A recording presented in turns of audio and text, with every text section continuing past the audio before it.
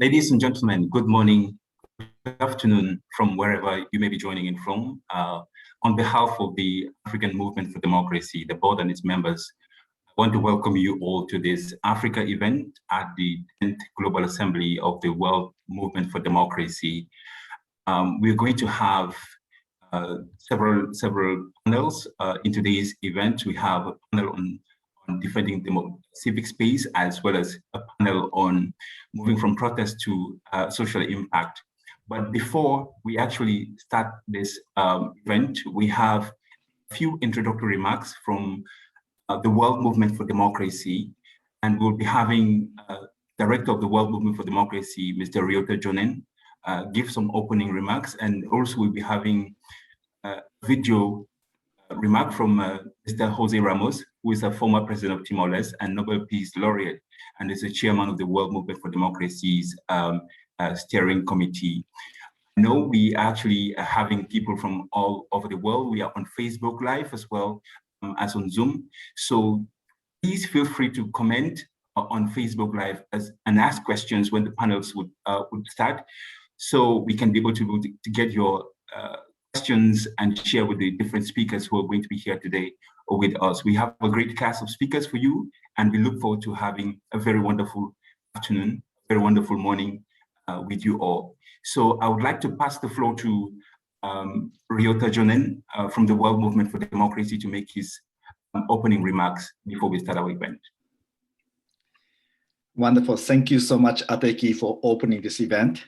As I was introduced, my name is Ryota Jonen, and I'm the director of the World Movement for Democracy at the National Endowment for Democracy in Washington, D.C. The World Movement for Democracy is not only a solidarity network of civil society activists, but also peer-to-peer learning platform to facilitate cross-border learning, sharing strategy with others, and seek to foster collaboration. We do so in the three main areas: defending civic space, promoting inclusive governance, and empowering youth leadership. One of the activities to help to achieve these goals is what we call Global Assembly. We hold this Global Assembly every 2 to 3 years. I'm glad to see in today's event, there are so many people who have participated in the World Movement activities, particularly previous assemblies. So I don't need to go into too much detail of what the global assemblies are, but I have to first, let me just say that we regret that we couldn't bring you and so many others together in in-person global assembly this year. Obviously the COVID prevented us to do so, but we are organizing this 10th global assembly with a smaller regional and national discussions just like this, focusing on how to keep democratic transitions on track, how to keep democratic transition successful, maximizing new opportunities while understanding and addressing emerging threats. As many reports suggest, we are seeing democracy around the world in decline. But we're also seeing that many countries have initiated transitions to democracy over the past several years. Of course, you remember 10 years ago in Tunisia, people started the Arab Spring, and Tunisia today is going through very important transition. Political openings took place in Ethiopia, the Gambia, and Sudan. We are also worried about the role of military, but Mali also represent some opportunity for pushing reforms. These transitions are taking place because people are actually fed up with the corrupt leaders. They want democracy, more freedom, more inclusive and equitable governance structure, and prosperity, despite the global reports on decline of democracy. Our partner Afrobarometer reported in February this year that 73% of Africans actually want to choose their leaders through ballot box. They want to have regular, open, and honest elections. Other Afrobarometer's country-specific reports also suggest that Africans prefer to have democracy than any other form of governments. But these reports highlights the majority has a little faith in these political institutions. Transition represents the opportunity to reform these institutions. The challenges are great: economic stagnation, deeply rooted corruption, and role of security sector. We're all concerned about these issues. Today's discussion on Africa is about how the civil society can effectively support this transition to democracy. What can we do to ensure that transition we see on the continent today are right on track? For civil society to contribute to successful transition, how do we protect and even enhance our space, civic space? Many transitions we see today are triggered by people on the street demanding democracy and freedom. So how do we move from this demand to supply? As I mentioned, today's discussion is part of the 10th Global Assembly. There are 12 meetings just like this at the national and the regional level that we've been having since April. This series of discussion will conclude with upcoming virtual global exchange. The global exchange will include the discussions on role of youth in the political transition, addressing backsliding, and how to keep transition on track. Global exchange will take place on July 7th and 8th. And if you haven't got an invitation, you will soon receive one. I look forward to seeing you there. Before I conclude though, let me thank African Movement for Democracy, particularly its leadership. Ateki Seta Kaskon of Cameroon, Abera Beteyunga of Tanzania, and Cynthia Mbabulu of Nigeria for taking the lead in organizing this event. I would also like to mention World Movement Steering Committee members from Africa, Nicolas Opio, Hassan Shire, and Clarence Changachire for active participation in today's event. And of course, helping me to shape the global exchange agenda. Since I don't have a chance to come back to the stage and give a big shout out, but let me do that now. I'd like to give a big shout out to Troy Johnson, Sharing Awad, Kayla Bushi, Matt Arnold, and Megan Barker, who are my colleagues at the World Movement Secretariat, working to make sure that this event takes place smoothly. So I look forward to learning from you, listening to you, and I hope key takeaway from this discussion will be incorporated into the global exchange agenda. Thank you very much. Wow. Thank you very much, Ryota. It's always very refreshing to hear from you. We thank you so much for this very wonderful opening remarks. And I think without much ado, we'll have to move to the video introduction made by Jose Ramos, who is former president of Timor-Leste, Nobel Peace Prize laureate, as well as the chairman of the World Movement for Democracy Steering Committee. If we have his video, Good morning, good afternoon, good evening. On behalf of the Steering Committee of the World Movement for Democracy, I warmly welcome you all to today's meeting. We had planned to hold our 10th Assembly last year, bringing together 500 democracy activists from 100 different countries.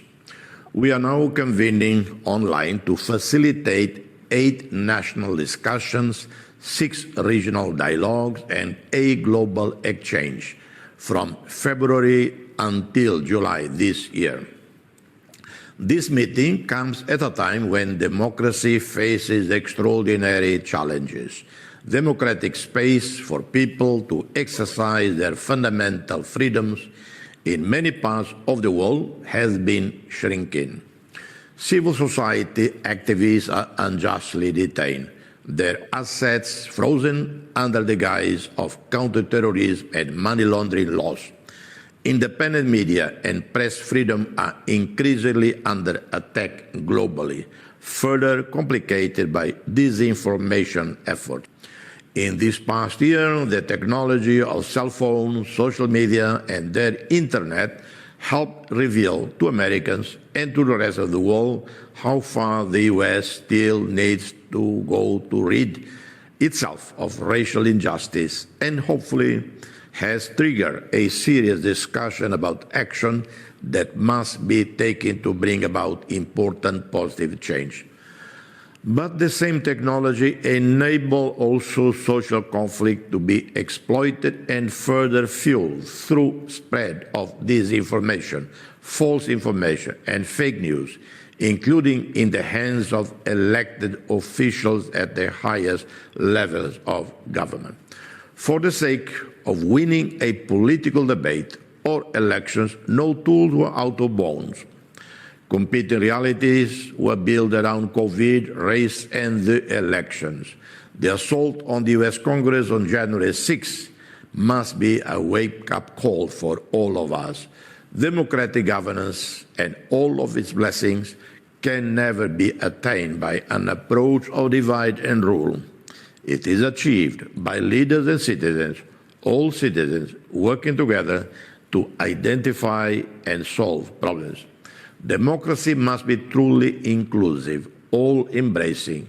All must feel that their voices are heard and their lives matter, and they are seeing the dividends of freedom and democracy. We all know too well that democracy cannot be taken for granted. We continue to see democracies around the world backsliding. Democracy requires continuous work. Timor-Leste is proudly a democracy, and with challenges. The COVID-19 pandemic has tested our nascent 19-year-old democracy, and I'm very proud to note how my country is handling the COVID crisis quite effectively.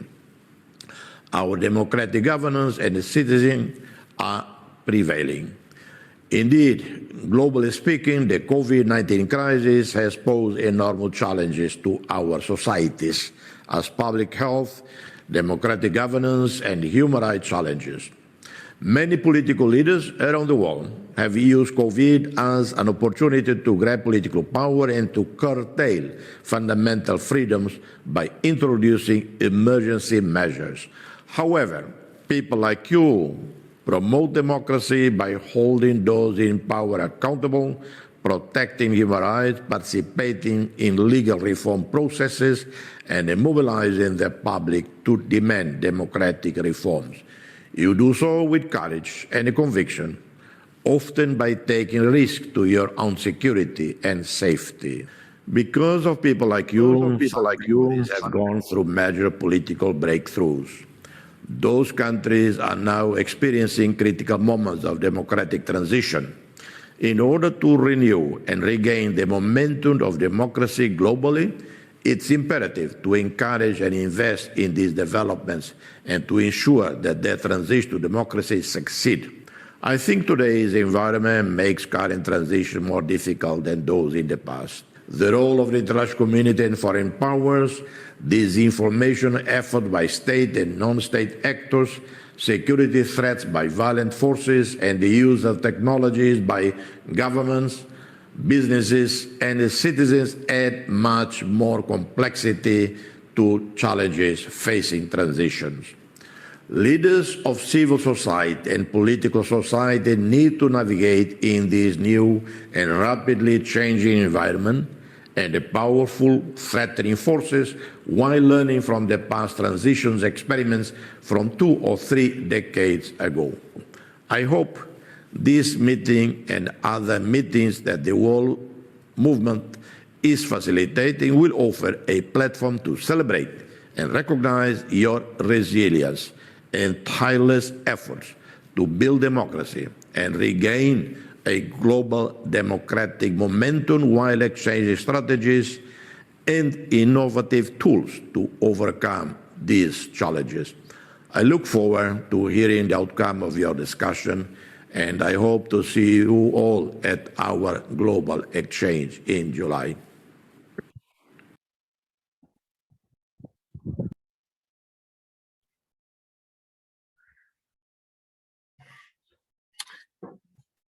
Wow, thank you so much, Mr. Jose Ramos Horta. for those very wonderful remarks. The imperative of supporting democratic transitions today is non-negotiable as we see the increasing decline of civic space in different countries around the world, and especially in Africa, where it's quite a challenge for many civic actors with the constriction of the civic space, which is no longer an emergent trend of uncertain gravity.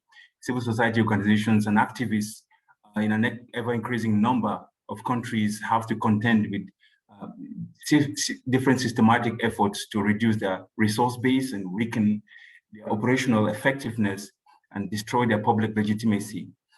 In many places, we have formal and informal restrictions on freedom. Nous avons des restrictions. Public vilification of civic actors, which have already become the new political reality. This represents a fundamental rupture of the global spread of liberal civil society norms in the past decades. Many human rights activists and citizen groups working to challenge state power have always faced an uphill task. Their work unsettles deeply entrenched vested interests, causing political and economic elites to lash out against them. So this afternoon, we are going to actually be exploring how we can defend the civic space in Africa. And we have a great cast of speakers lined up for you for this particular panel. I have with me this afternoon, Mr. Musa Kondo, who is the Executive Director of Accountability Lab in Mali. I also have with me Dr. Saka Bernard from the Pan-African University here in Cameroon.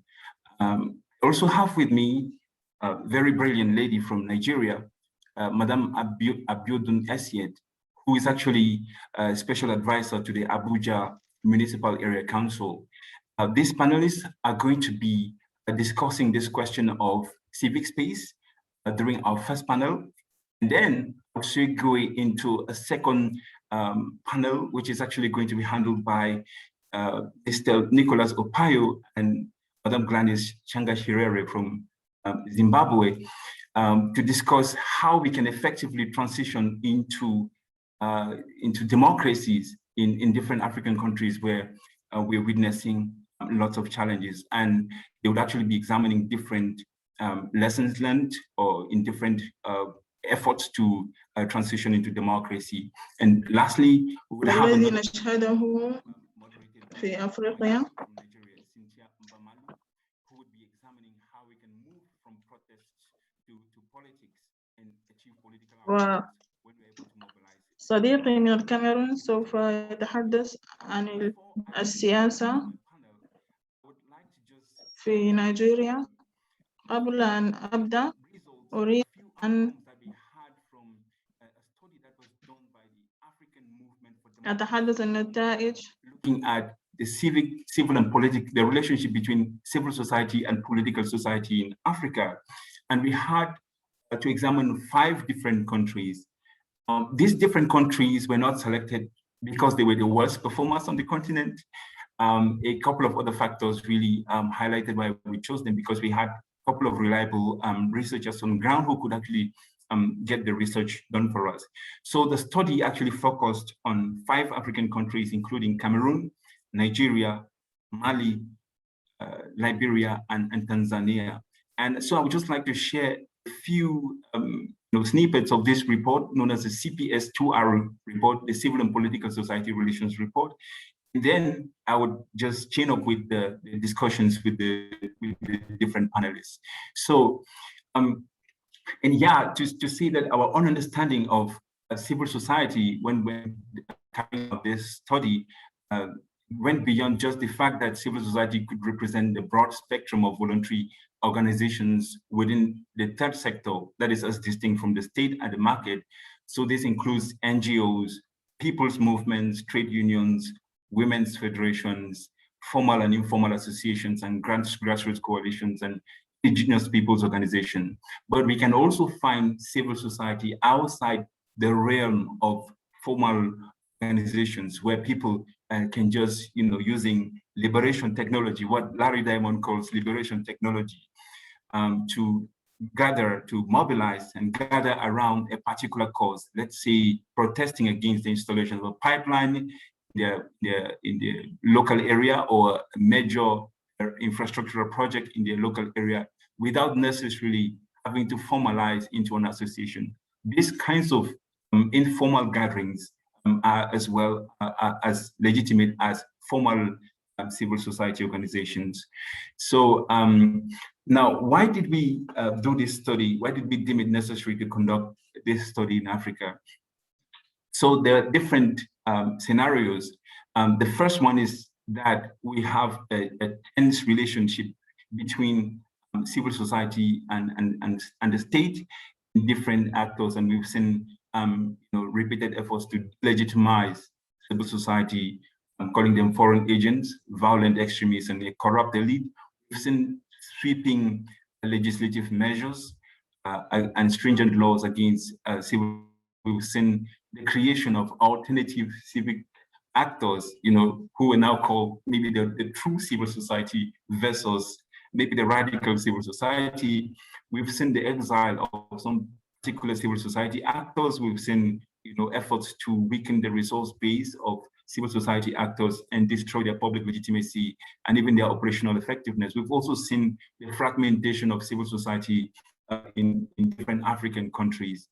And so that is why we wanted to get into this study to really be able to close this gap. Once we want to look at the literature around collaborative governance in different settings, what we find is often a literature that focuses on already established democracies and well-to-do states. And so sometimes there is a dearth of literature on how collaborative governance works in contexts such as developing countries or in authoritarian or autocratic contexts. And this is why it was important to be able to see how we can be able to look at this model. If it's going to be a global model that is applicable throughout, then we should be able to understand how and why collaborative governance works in certain settings and why it does not work in certain settings, to be able to make the necessary reform. So we were intended, our intention was just to be able to get the studies done and then make appropriate recommendations that will help stimulate the political participation of citizens and create spaces for articulating and aggregating and even representing interests outside those of political parties, especially those at the local level. We also think that civil society has done something that the state or the market have not quite done effectively, and that is building social capital within their societies.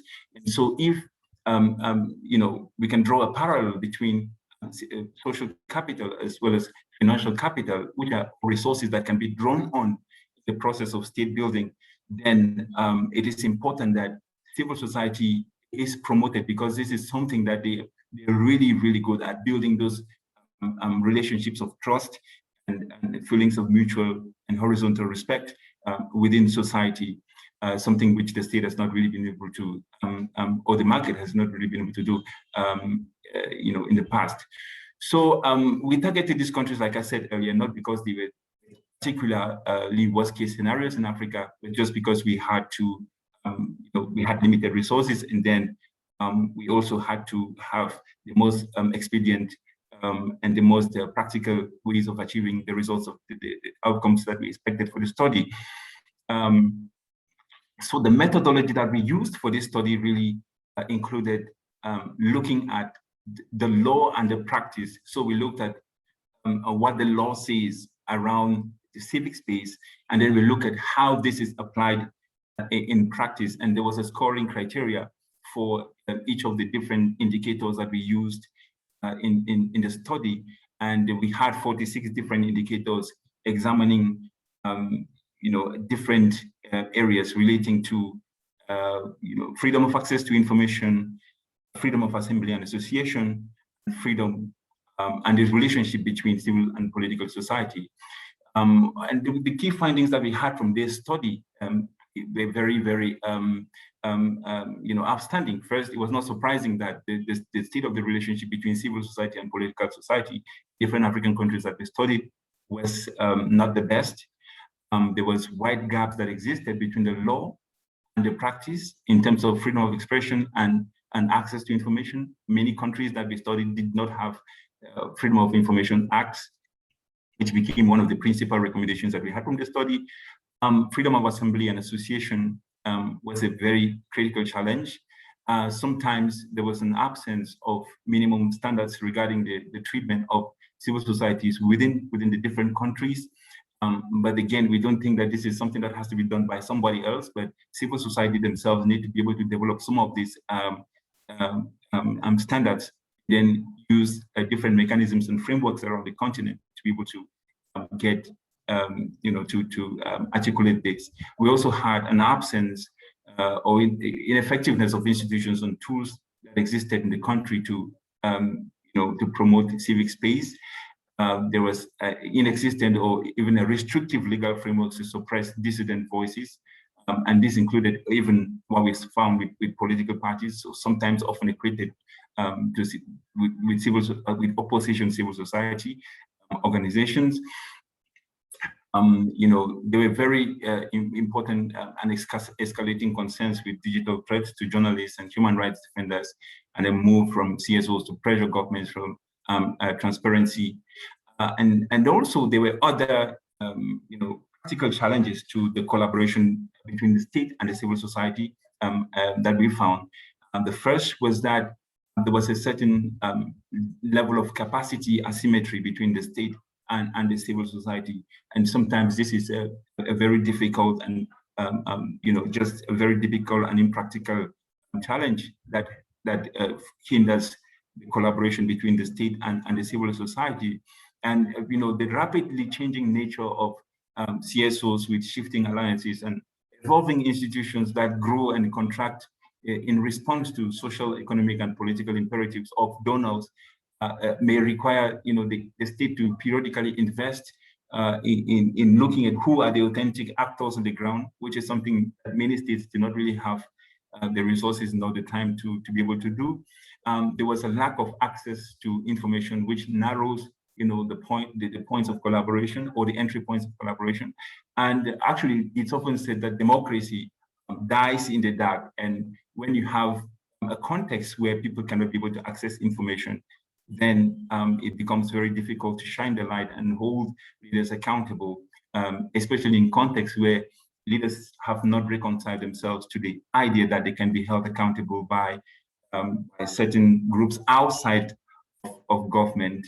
And the diversity within the civil society field also requires, a very careful approach, looking at the areas that people can actually jointly collaborate and have, indicative outcomes. There were different things that we also saw, that things were not also just bleak. Disillusionment is not the main theme of what we found as the outcomes of the study. We saw that despite the restrictive space as well, there were efforts that civil societies were making and achieving particularly important outcomes for civil society. We can cite the Not Too Young to Run campaign in Nigeria, which was a very remarkable outcome achieved after years and years of mobilizing around the reduction of age for political candidacy in Nigeria. In Tanzania, despite the context that was really difficult under the late president, monitoring government policy and budget, some civil society organizations were still engaged in that, and some leaders actually were jailed because of their convictions to hold government accountable. So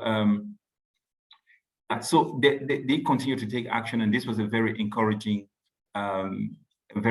sign. But in conclusion, the relationship between civil society and the state in these countries could be described as best as fragile.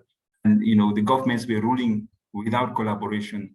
And when we talk about collaborative governance, is that every stakeholder in society has key issues to be able to contribute, and civil society role is especially important in that it really helps to increase the ratio of benefits costs of government action in the different efforts nation building. So with that, this is just a summary of the report that we had from the different countries, and I kind of highlighted the cross-cutting themes.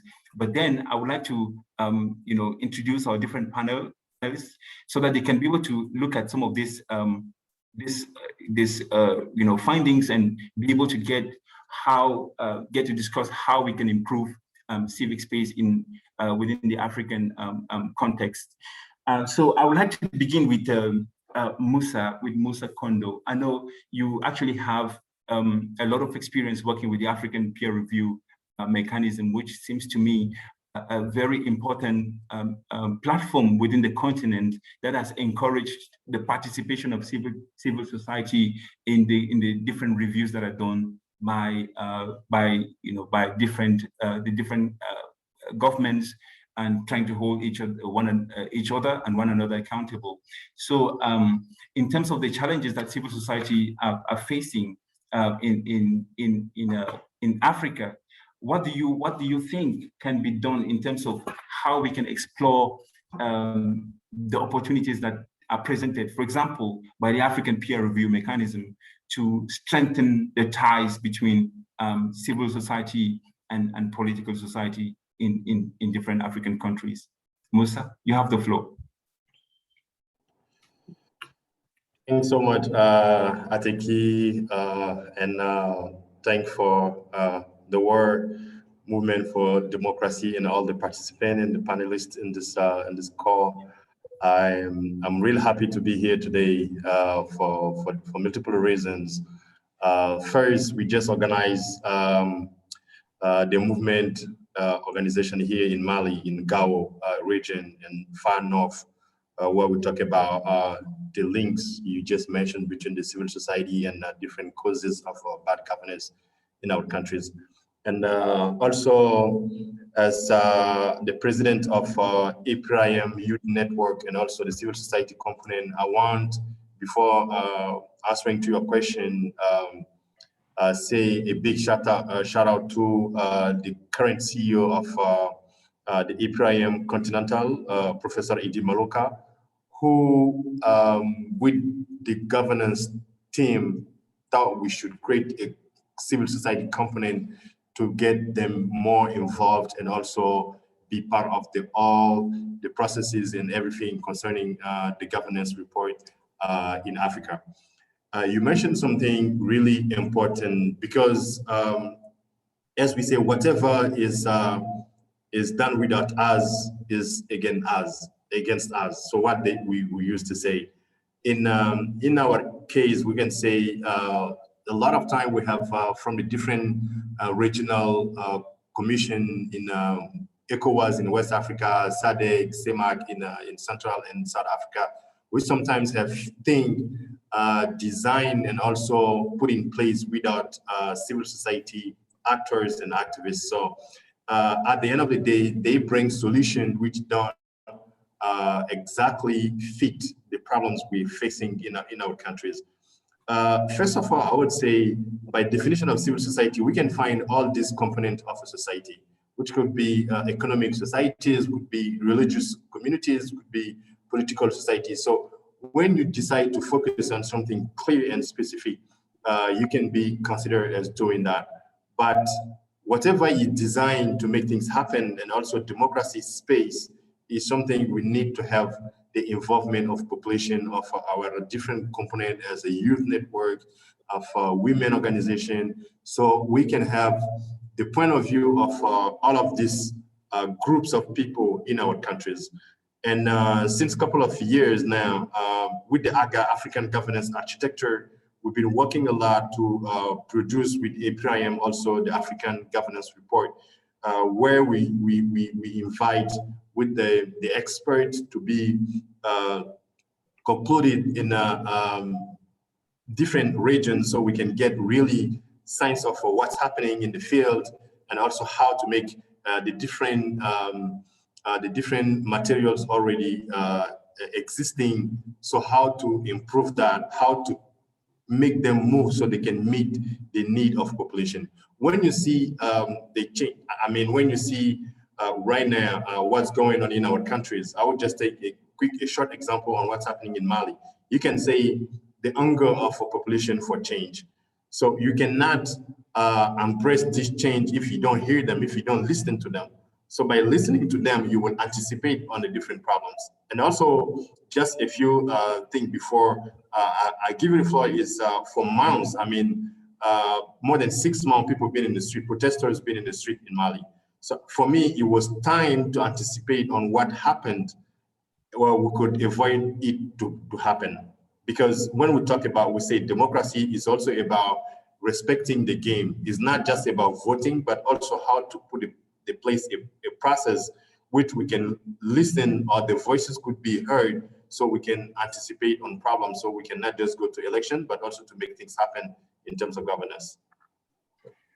Thank you so much, Mr. Musa. I really, took note of the different, what you said in terms of how it's difficult for civil society to be able to operate in a context where, they're not listened to. And I think, just to chain up with that and move to Dr. Saka Bernard, when we have a regime that systematically is promoting violence and operating in a climate of impunity, for their acts, and the way that it disorganizes civil society, sometimes you have leaders operating in ways that show no regard for human rights, and there is a lot of impunity that prevails in certain contexts, and so there is often political targeting of dissenting voices. And this makes it very difficult for civil society to operate. Now, Dr. Saka, what do you think can be a strategy for civil society to continue to be able to carry out their actions in contexts as challenging as this? Yes, thank you very much. I thank you for this opportunity, and I would like to also congratulate the entire African Movement for Democracy and the World Movement for Democracy, actually, for this is one in which we really have to look deeply into what the role of civic space really is in advancing democratic transitions in Africa. And I think I want to queue up with what Musa just submitted, and it's about really being conscious of the focus, of the goals, of the purpose for which civil society are meant to pursue. And I think, to me, I would want to look at it from two key perspectives, and the first of which is about coordination, because when I look at civil society in Africa, and of course with my experiences from Cameroon and other African countries, I see that one of the challenges which we have is that of coordination, because to face regimes that really do not have any iota, if not, do not really respect human rights or want to uphold the rule of law and the rest, you find out that it's but obvious for a strong civic society to be able to stand up to its own challenge, but most especially to be able to represent the voice of the voiceless faced with such regimes. But then if we do not have a well-coordinated civil society, it becomes very challenging. And that is the more reason why when you see the kind of fragmented civil society that we have in Africa, you see that it actually gives, the leeway for such authoritarian regimes to be able to thrive. And this is because they know that they are not facing any real strong, challenge or maybe threat as far as the civil society is concerned. And this leads me to the second dimension, which is that of leadership. Because I feel as far as civil society is concerned, you discover that most of our civil society organizations, whether we're looking at them from an economic or religious, perspective, you discover that we do not have strong leadership to be able to drive a clearly defined, focus, really, because at the end of the interest, divergent purposes or goals that we're, trying to pursue, and all of this gives advantage to the very authoritarian team. So for me, I think that if we're able to revive or rekindle, leadership in our civil society space, as well as also institute mechanisms that can ensure better coordination to have, a stronger force that can counteract the kind of impunity that we've witnessed across, the various African countries, but also the very challenge of really ensuring that we have better transitions, of democracies across Africa. And again, I would want to maybe submit my last remarks for this first intervention with the question of capacity, because sometimes we want to look at how civil society may be able to bring on board their contributions in this process, but we forget that you sometimes cannot give what you don't have. And so if civil society does not have the capacity that is needed to deliver as per the expectations in this process, it becomes challenging too. And one of which, of course, is resource-wise, because civil society needs the resources to be able to, push across the agenda. We also need the human resource and also the technical capacity to be able to drive an agenda, especially faced with regimes that are well established and that, of course, have all it takes to crush every obstacle on their way. So I think if we look from these perspectives and be able to review some of these strategies, we could be making headways as far as the role of civil society in advancing our democratic transitions in Africa is concerned. Thank you. Wow, thank you so much. Thank you so much, Doctor, for that submission. And you highlighted the importance of civil society to be organized and to develop a mastery of the tools of social mobilization and to be better organized in order to have greater maybe impetus and synergy in the work that they do. And so, recognizing these lessons is very, very important, but it's also crucial to know that it is not just civil society actors that have mastered how effective this, self-organization and capacity development can be. You have state actors that have also mastered this, and autocratic rulers that are, beginning to learn the different tools that are used by civil society, and as such, you're seeing an authoritarian pushback in different contexts that makes it very difficult for civil society to operate. They are often stigmatized. They are actually tagged as disloyal to the state when they receive resources from foreign countries to be able to carry out the work of civic education that they do in their countries and other very, very important work that civil society carries out. Now, this is a very, very important, development that is crucial for the effectiveness of civil society around the different countries. I would like to go to Madame Abiodun. We know, one of the tools that civil society really dwells on is, liberation technologies, these new technologies such as social media, the internet. We're seeing worrying developments in Nigeria.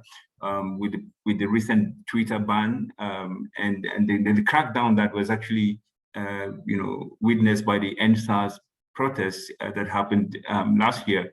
So when this capacity that is beginning to develop among civil society meets these kinds of challenges, what do you think is the most important strategy for civil society to be able to navigate this minefield of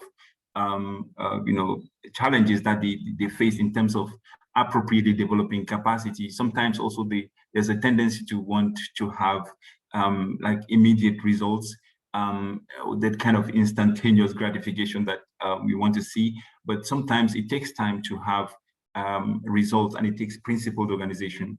So what are the strategies? I mean, you've been working with civil society before transitioning into political society, and you're currently advising the Abuja Municipal Council area in terms of how maybe your experience working with civil society through the councils, how do you think, from the perspective of government officials, or who, in certain contexts, will not be able to allow civil society have access to the different tools that they need in order to thrive in their work. So how do you, what is your perspective on this challenge, which is very, very crucial for the functioning of civil society, maybe in the context of Nigeria, or maybe more broadly within the African context? Okay. Thank you very much for that. And I want to thank the World Movement for Democracy and also the African Movement for Democracy for your work so far, for what you have done in promoting democracy in Africa. And this webinar is coming at a very critical point in Nigeria when we are celebrating our Democracy Day. So we celebrate Democracy Day for June 12th. That was the day we had the first free and fair, credible election in Nigeria years back. And we are also celebrating 20 years of uninterrupted democracy government, over 20 years of uninterrupted democracy government in Nigeria. It all boils down on protecting civil spaces. And that's majorly what we can do as a member of civil society by engaging the government officials and the states in open governance partnership. So members of Nigerian government joined open government partnership some years back to promote and create more space for citizens to deliberate and engage with the government through co-creation with civil society organizations. It helps in creating policies that empower citizens to shape and oversee government. In Africa, there's been a rise in authoritarian leadership under the disguise of democracy, and there's a need for us to protect the civic spaces by defending, journalists and activists, by protecting the freedom of assembly and also the freedom of association, which are some of the criteria or thematics to address some of the issues that we're facing in Nigeria, talking about NSAS protests and also the ban on social media. The open governance partnership is one of the criteria that is used to assess for accessibility and more responsive and more accountable to citizens, for government to be more accountable to citizens, through collaboration with members of civil society. So for members of civil society, we need to do a lot more in engaging the state, in engaging the government, in helping to open the space by promoting the basic freedom of expression and association and protecting human rights. I think with that, if we can do that more, we have taken one step ahead of, addressing some of the issues that we are facing. Because in my own office, that's what we created. We created an office, especially for members of civil society to be able to engage the government. We made it an entry point for members of civil society to criticize what government is doing, and also for members of civil society to be able to assess us in everything that we do and to promote transparency and accountability in whatever we do. So my office as a special advisor to the mayor on civil society matter was created as an open space for civil society to deliberate and dialogue with members of the state, and also for them to get information related to transparency and accountability.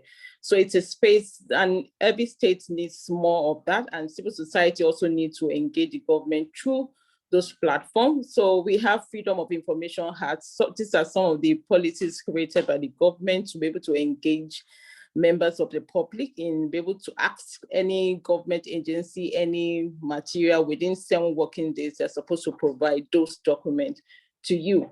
So an open civic spaces enable civil society and other actors to fulfill their role and act autonomously in pursuit of democracy, inclusion, participation, good governance, and human rights in any African country.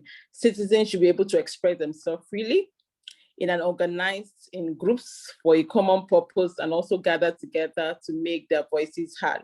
And that's one of the mandates, one of the values of democracy. It's a democracy where we have all the privilege to sit at the table and also be part of governance through scrutiny, accountability, and trying to see what the government is doing. And the civil society are given that power and the mandate to do that on behalf of the larger groups. So what they can do more is to engage the state more through different programs that we are working on. Since Nigeria is a member of Open Governance Partnership, it's one of the entry points for civil society to engage any state agency, any state at different levels of governance on that platform, since we are a member of OGP at the international level. So it's great, that platform, for any state to engage and co-create different policies and action plan on promoting the civic space by defending journalists and also activists, and also promoting freedom of assembly and also freedom of association.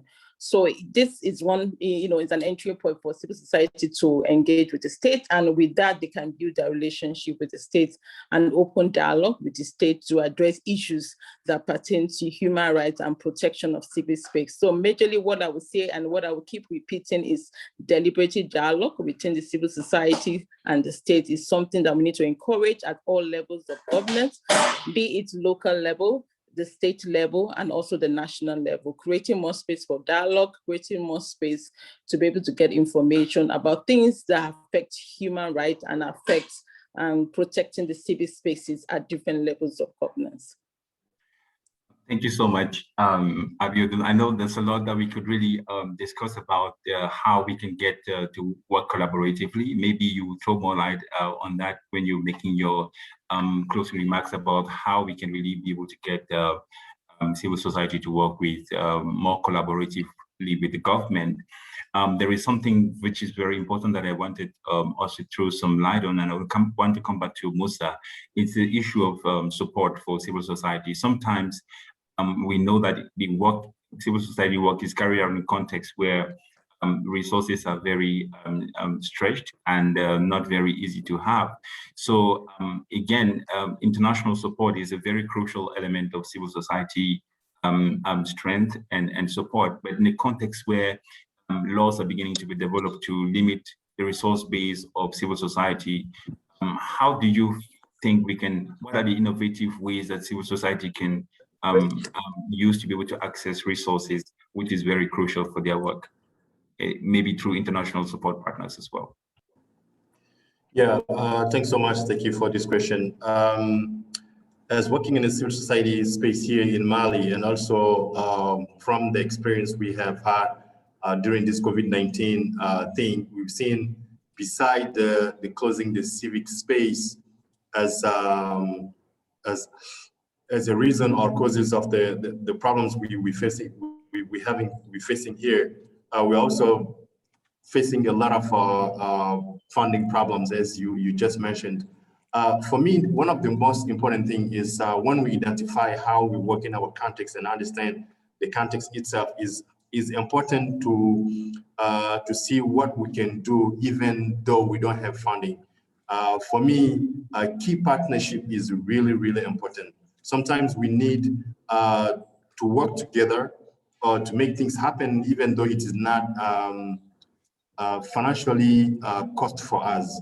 For example, something we've seen in doing here is how to create co-working space where different organizations can work together without paying a lot of money at the end of the day, at the end of the month, for renting internet, electricity, and all that. So when we have like 10 organizations working in the same place, using the same security person, using the same, so this will reduce drastically the cost of functioning of the different organizations, and also permit you to work in your space without expecting a lot of funding. So this partnership could be something, as I say, local partnership. Sometimes it's important to have international partners, but also how to design approaches where you can work with other local organizations in very specific area. For example, in governance issues, what we need to do or to make it happen, even though we don't have funding. So these are thinking we've been through a lot of occasions here to put people together so we can brainstorm on how to innovate such kind of collaboration, even though we don't have partnership with other outside. But the main thing is sometimes the lack of funding is not because there is no funding, but we have also such kind of international pressure about their own agenda, which could sometimes be different from your own in your country or in your context. So this is sometimes really important also to identify and say, maybe you guys have money, but we are in the context and we do the things as we expect from our country level.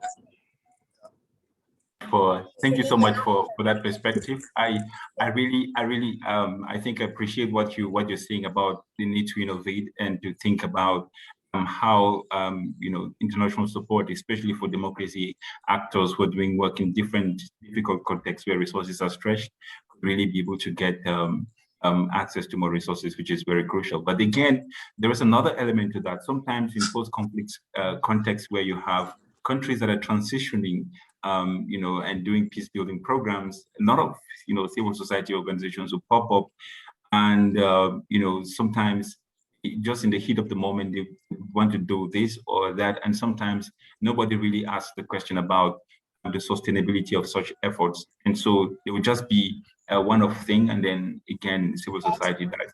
Let me move to Dr. Saka Bernard and find out from him. How do civil society hold themselves accountable when it comes to getting resources and being able to deliver the outcomes that people really want, and to make sure that what we've seen actually in the field, for example, is that there is a certain upward accountability. That is, more civil society actors tend to be accountable towards their donors, but they don't really have this downward accountability towards the beneficiaries, the target beneficiaries of their actions. So how do we, if civil society, for example, is going to hold the government accountable for corruption, civil society itself doesn't need to be corrupt itself. If we're going to hold government accountable for its lack of effectiveness in resolving problems and respecting the needs, or trying to solve the needs of the people that it stands for, it represents, then civil society doesn't really have any legitimacy to be able to get to question the government on this. So now the question comes back to introspect. How do we get civil society organizations to be more accountable to the extent that they would witness greater assurances from supporters, as well as have enough legitimacy from within their target beneficiaries to see that there are equally great outcomes that are achieved, and these outcomes that are known and are widely visible within the society. How does civil society hold itself accountable? Thanks, Ateki, again for that very critical question. I think before I answer it, I want to add my words to, again, what Musa just said, and it's about, the issue of getting funding to sustain civil society activities. And I just want to add that I think it will be very difficult for civil society in Africa to sustain itself if it doesn't look at more internally, viable sources of generating income, or sourcing for funding for most of its activities. Because if we're going to continue relying on, external support, then we would also, be at the verge of being dictated upon in terms of the agenda that we pursue as civil society, and that in itself sometimes gets to betray our own very people whom we seem to represent their voices. And I think that also seems to be one of the points that often puts us at loggerheads with some of the African governments for obvious reasons. And maybe to your question now, the question of accountability is one in which I hold dearly, because we cannot, want our African governments to be accountable when us, the civil society, we are not accountable, to ourselves, to fellow stakeholders in this space. And so to me, I feel that civil society needs to be able to lead by example. And this, to me, we can be able to do it if we constitute coalitions, if we're able to share information, if we're able to enhance more transparent, collaborations or partnerships with other civil society, not just within our respective countries, but also across, different African countries. This way, we are sure that every civil society actor in this space is aware of what is happening in, the other countries, but most especially when it comes to funding, when it comes to activities, there is more transparency, and that way, where we are not going as per, the stated objectives, as per the stated results or expectations of every given activity, for instance, others can hold us accountable. And again, I feel that it's important also to look at maybe, well, I want to borrow the very expression peer review, because if we don't subject ourselves to constant peer review, then there is just the obvious tendency that we would be able to maybe, fail to respect the very principles of good governance that we expect really other African countries to uphold. And I think that this is critical for every democracy, because you cannot uphold, sustainable democracies without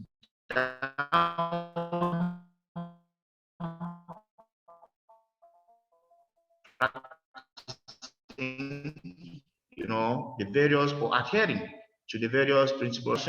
It's about being open. It's about being every stakeholder in this space. And I think this is not only about, civil society organizations, but also the citizens, because they have to be actively included in the projects or activities that we implement in our communities. We exclude them, or we assume, what is good for them. But I feel that if we're able to include, our target populations or our communities where we carry on our activities, they too can be able to hold us accountable. And that is why we should be able to subject ourselves to social audit.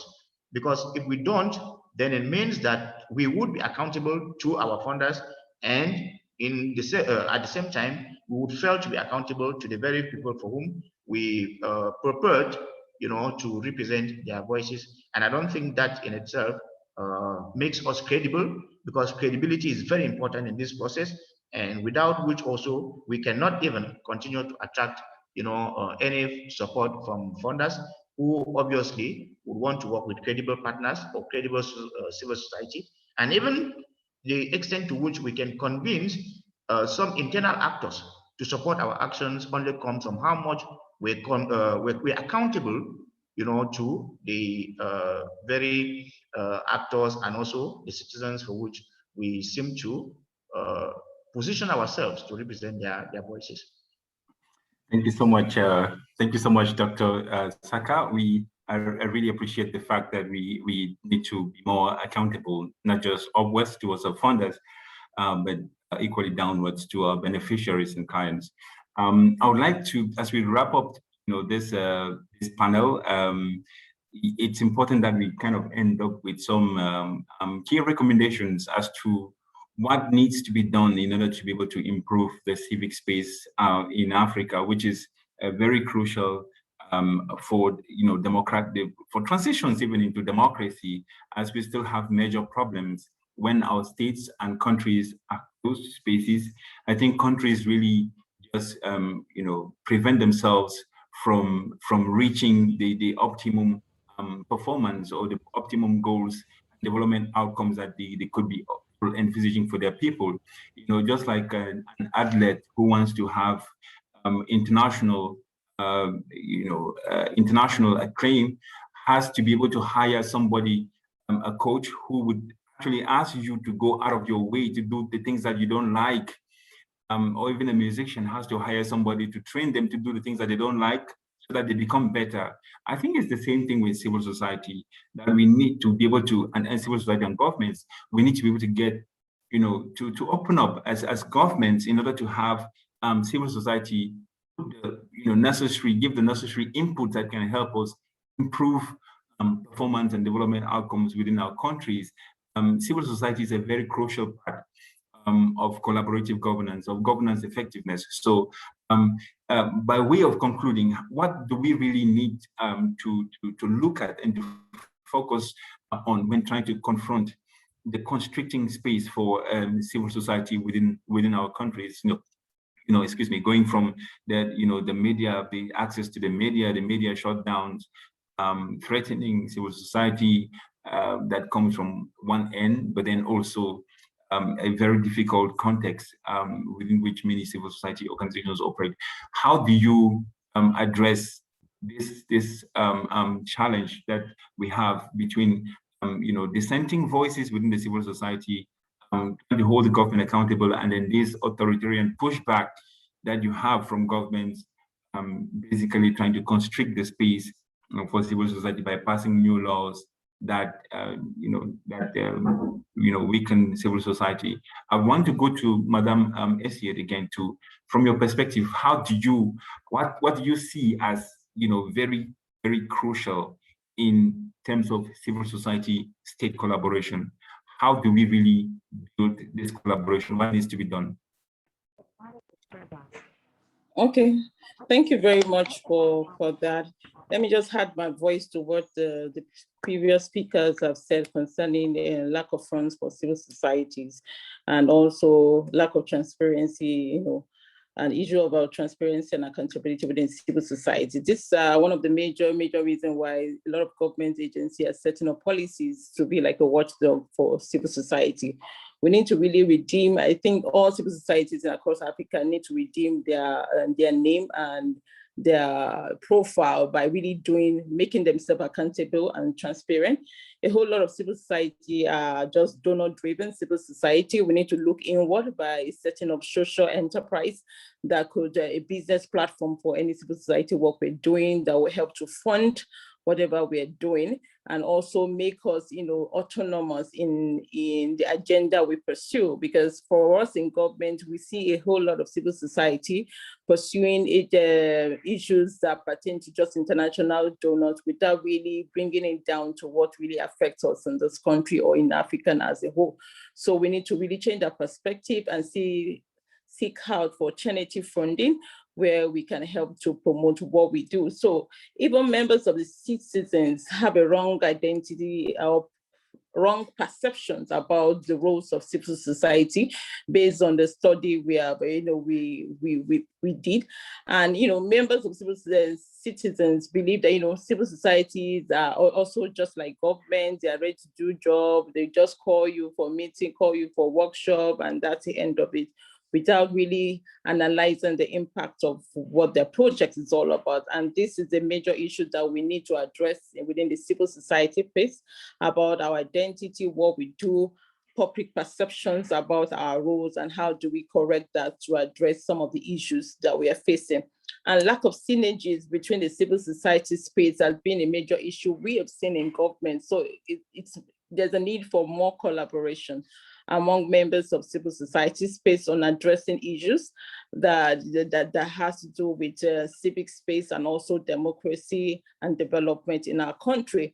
Earlier when we transitioned into democracy, we had very, very strong members of civil society that were not concerned about their organization, but the collective interest of the goal, of the vision of the organization promoting civic space. We have very, very strong, but now we don't really have such kind of organization anymore that, that will really fight for a cause and not just because of the name of their association or for their own selfish or their own interests. So we need more civil societies to collaborate and have synergy on a common goal, on a common vision to address those common visions. Those synergies can help to address and makes it easier for the government to also engage members of civil societies and also in a way promoting the civic space. Because, the government are like a watchdog, and the civil society also should be like a watchdog to the government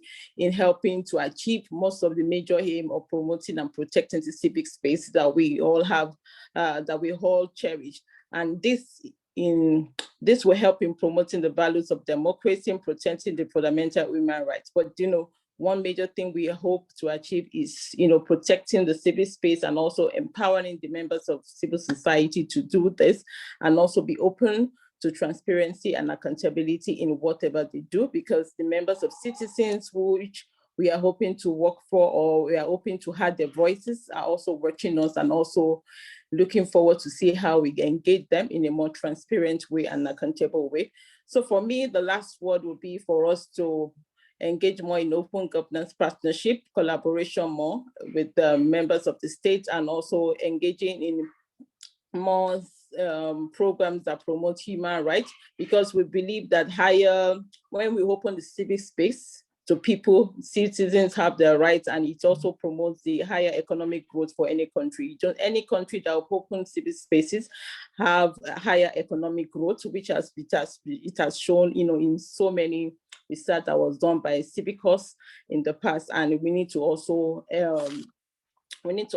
look forward to see how we can promote this in engaging more other people, defending journalists and activists that are out there to protect the interests of the common people, and also promoting freedom of assembly and also freedom of association. So civil society can work with the government to ensure policies are in place that will address issues about development and also protecting the rights of citizens in our country. So I hope, doing this with members of the state will help us, to protect the civic space and also promote the development of the citizens.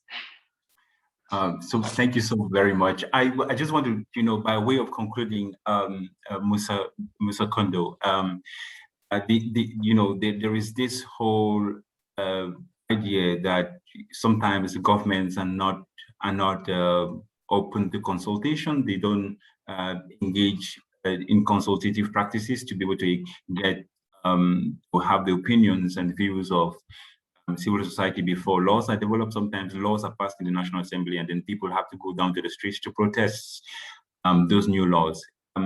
Now, how do we help promote this consultation between civil society and between the state and civil society? Sometimes it's very obvious that it's not just about collaboration, non-collaboration. Sometimes, the states may engage in a wide spectrum of decorative practices, like just having, some particular civil society actors that they like to come and sit on platforms and speak on behalf of civil society, but whereas they're not the really legitimate kind of civil society actor that has the credibility that represents the views of the broader civil society. So how do you address this kind of maybe tokenism or manipulation on the part of government when it comes to consulting civil society by just only welcoming the voices that are less critical or are less challenging to the government perspective, by way of concluding? Yeah, thanks so much. This is a great point, because the manipulation is something so much frequent in our countries that we sometimes just forget what is the role of civil society and who should be working with. One of the first thing I want to say here is how we elect our leaders in terms of state and the government level. Because when we have we elect, or even there is a corruption or fraud in election process, we will get people as leaders who are not aware about the responsibility of being a leader, and also how to deal with the rest of the population. Because the ones who lead our countries, they not just drop from the sky. They are all elected or issued from the communities, from our communities. So for me, at this level, they should see civil society organization, not just the ones who are criticizing us, but how or what they are bringing in the table, which can be used as a food for thought to improve things. Whoever who is aware about the importance of civil society, and also the incredible work they do to draw the attention or alert on things who are really important to population, to our communities, they will find them as allies and also as collaborators, than just seeing them as people you should flee, you should run away from. So the way I've been in position, certainly in Mali, where when there is certain kind of reflection or meeting, we're not invited. I know that. I say, if you don't invite me to be around your table, I will set my own table and invite people to be around it. This is the question. What is the most important thing for us is to keep doing the great and incredible work we do in transparency and in terms of inclusivity and also in terms of innovation. So they will be obliged to get us as allies. They will be obliged to get us as partners, because we will not work against the system, but as people who are aware, they are part of the system, they are inside the system, and how we can all work together to make the system bring the change we all want for our countries in terms of social change, in terms of economic change, in terms of governance change we expect from our leaders. So as ending the word, this is exactly what I think. It's up to us as civil society actors or activists to work smart enough to not fight them against that, because they will always try to get people they can work easily with, but it's up to us to make things happen the smoothly possible so we can bring the change we want. Wow, thank you so much for that perspective there, Musa. Thank you so much. I want to just end up with Dr. Saka and hear your perspective. Sometimes, just to really address this one last point, which is a very crucial, issue to address. Sometimes you have laws existing in the countries, and you have policies that governments have developed around civil society promotion. I mean, with good intentions, or maybe youth promotion, for example. You have national youth policies, but yet sometimes what we see often as a trend is that these policies are not accompanied by necessary budgets. So it looks like it's a kind of philosophical exercise that people engaged in, and then at the end of the day, we just ended up with a law, and then we have no resources to back that law up, to make sure that the space can thrive. If you can be able to allow civil societies to operate in your country, then there should be at least some mechanism to promote those civil societies to operate. So, but we see an absence of maybe funding mechanisms in countries. We see an absence of devoted efforts to really help civil societies live beyond just depending on external support and donors. Why aren't we seeing, for example, we always see, for example, United States Agency for International Development, we see a DFID from the UK, we see Agence Française de Développement. Why aren't we seeing Nigerian aid or Cameroon aid or Uganda aid or South Africa? I mean, why aren't we seeing this in our countries, which are like mechanisms that we can use to support our civil society as maybe some kind of social investment funding?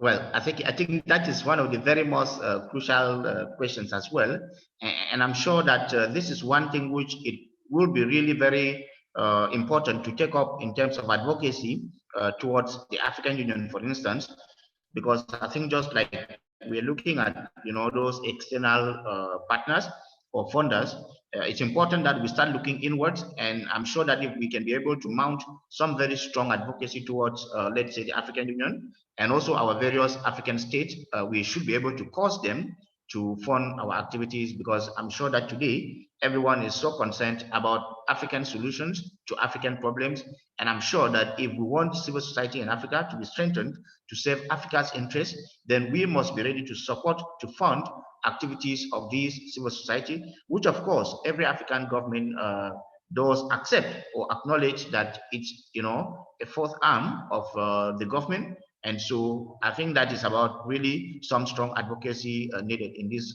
regard. And the second thing is about the very policy gesticulations, as I would like to put them, that we have in Africa, because it's obvious that after civil society have done a lot of groundwork, sometimes it yields mere policy, formulations and mere formulations, and also you could hear about promulgation at the level of various states, but there is nothing beyond that in terms of implementation. And I think this is again a level of challenge where we civil society need to go beyond advocating for laws to be formulated or policies, but also being able to add momentum and to drive more, powerful, may I call it activism, to be able to ensure that these laws, these policies are effectively implemented to yield the kind of results that we expect as far as, youth, for instance, are concerned, as far as democracy, good governance, sustainable development are concerned in our communities. And I think this leads me to the second, or third recommendation, which is about the need to constantly review our capacity. Because as civil society, I think that, the world today is fast changing and evolving. And this means that sometimes we cannot continue to function the way we started 5 years back, 10 years back. So we have to constantly review our capacity from every angle to be sure that we are still at a level to meet up with the expectations of our populations, of our countries, but also the current demands of maybe democracy and governance that we want to advance. And this, again, is something which we have to look at it, from various dimensions. And again, another important recommendation at this point, I think, is about embracing emerging technologies. We are in a digital age, and democracy today cannot thrive without, new technologies. And of course, like you rightly put it, it's about liberation, technologies. The experiences of the Arab Spring would forever live with us. And I'm sure that in every African country, we have to be able to ensure that we effectively embrace these new technologies to advance our cause, and civil society can mobilize better, can raise funds, can, get into more coalitions, what I call cross-border or trans-border coalition, to advance our cause through these new technologies. I think these are just some of the basic considerations that if we are able to adopt, including, of course, learning from best practices or what has worked well in other countries, we should be able to, draw such lessons and also try to see how best to adapt them to our various local contexts in Africa. All of this, I'm sure, would greatly advance the efforts of civil society, really, and also the democratic evolution that we're yearning for in Africa. Wow, thank you so much, Doc. You ended with a note by saying we need to exchange best practices, but it looks to me that the governments are involved in exchanging worst practices themselves, and on how to be able to constrict the civic space, and it's kind of really cross-cutting across the African continent. But I mean, you've been able to raise a couple of points here in terms of how we can be able to look at rethink civil society in Africa. African civil society needs to introspect. First of all, to look at how they are holding themselves accountable is a very, very important way of redefining themselves. It's also important to build their capacity, because for you to be able to engage in change in society, there is a need for greater capacity development. And as to the question of funding, we need to find collaborative ways of getting resources together by sometimes, sharing, resource sharing, as most pointed out, in terms of the capacity asymmetry that exists even within civil society and between civil society and government. I think promoting collaboration and consultation is very, very crucial in terms of mutual learning, which is very, very important for the emergence and development of different countries.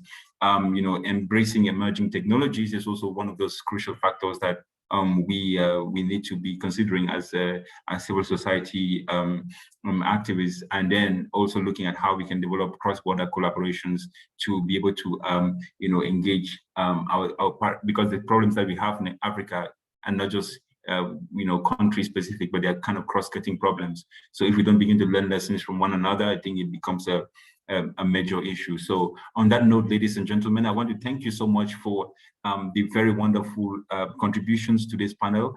We already dug into the time for the exchanges, for the more general exchanges. I just want to open up the floor now and see whether we can use maybe a minimum of 10 minutes to have just any question that someone might want to have clarification from any of the panelists, and then we go into the next panel, which would actually be discussing transitions in Africa. That is Mr. Nicholas Opayo from Uganda, Chapter 4, and Gladys Changa Chirere from Zimbabwe with the Young Women's Institute. So yeah, the floor is open, ladies and gentlemen, for any contributions, any perspectives that you might want clarification from the different speakers who have participated in this panel. And once again, thank you so much for your very rich perspectives.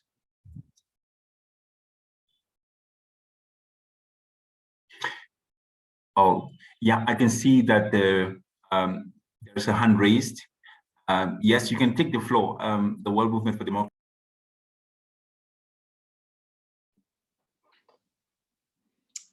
Thank you so much, Ateki. Really outstanding panel, everybody. You guys have covered a lot of territory, lots of different issues, very impressive and expertly moderated, Ateki. I want to point out something, and then I've got a question. With regards to Dr. Saka's last comment there about sharing best practices, thank you very much. We totally agree with you, and that's one of the purposes of the World Movement. And we do have a newsletter that's bi-weekly. And in it, we try to highlight best practices from folks on the ground and amplify the work that you're doing, rather than focusing on, like, say, international organizations and things of that nature. So I just wanted to mention that if people have best practices that they'd like to share, if they've created resources that they want to get a broader audience for, please email us at world@ned.org, WORLD@NED.org, and share those with us, and we will try to highlight them so that we can continue to facilitate the sharing of best practices. And where we can, we'll try to connect you with individuals who you can collaborate with. My question has to do specifically with the Nigerian context that we've been discussing in the open government partnership. I was just wondering, given the situation there with, like, the social media bill, the NGO bill, the hate speech bill, how these bills keep coming up, and then 2020 at the end of last year that had problematic issues associated with it for freedom of association rights. Like, I think in a lot of countries, we see civil society continually trying to reach out to the government to engage, but then they come up against these disappointing sort of actions by the government to limit their ability to really engage. So Abiodun, I was just wondering with you, like, how does civil society in Nigeria, how do you stay motivated and engaged to participate in a context like that?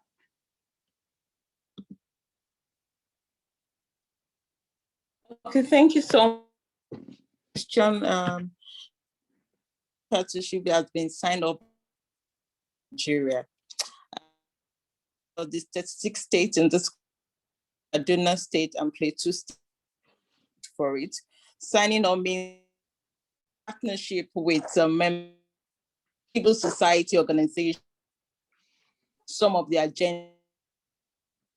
So have about 31 states that have not this partnership, despite government on its own level for it, and we're still having concerning the shrinking spaces. So it's for us to get more to society organizations, government on open government platform, and see how creating cooperation with the government or push forward bills that can help to promote, also give to members of the public, the government, and accountability with the government through and other forms of civic space. So it's more to members of the public, despite the fact that we have partners with it at the federal level. We still need all the states to sign up with them individually and engage with the Open Governance Partnership Forum and promote members' issues that has to do with civic space and accountability. So there's a need for more collaboration with the civil society space and for members of civil society to find means of working with the states that are open up to members of citizens on issues that affect them.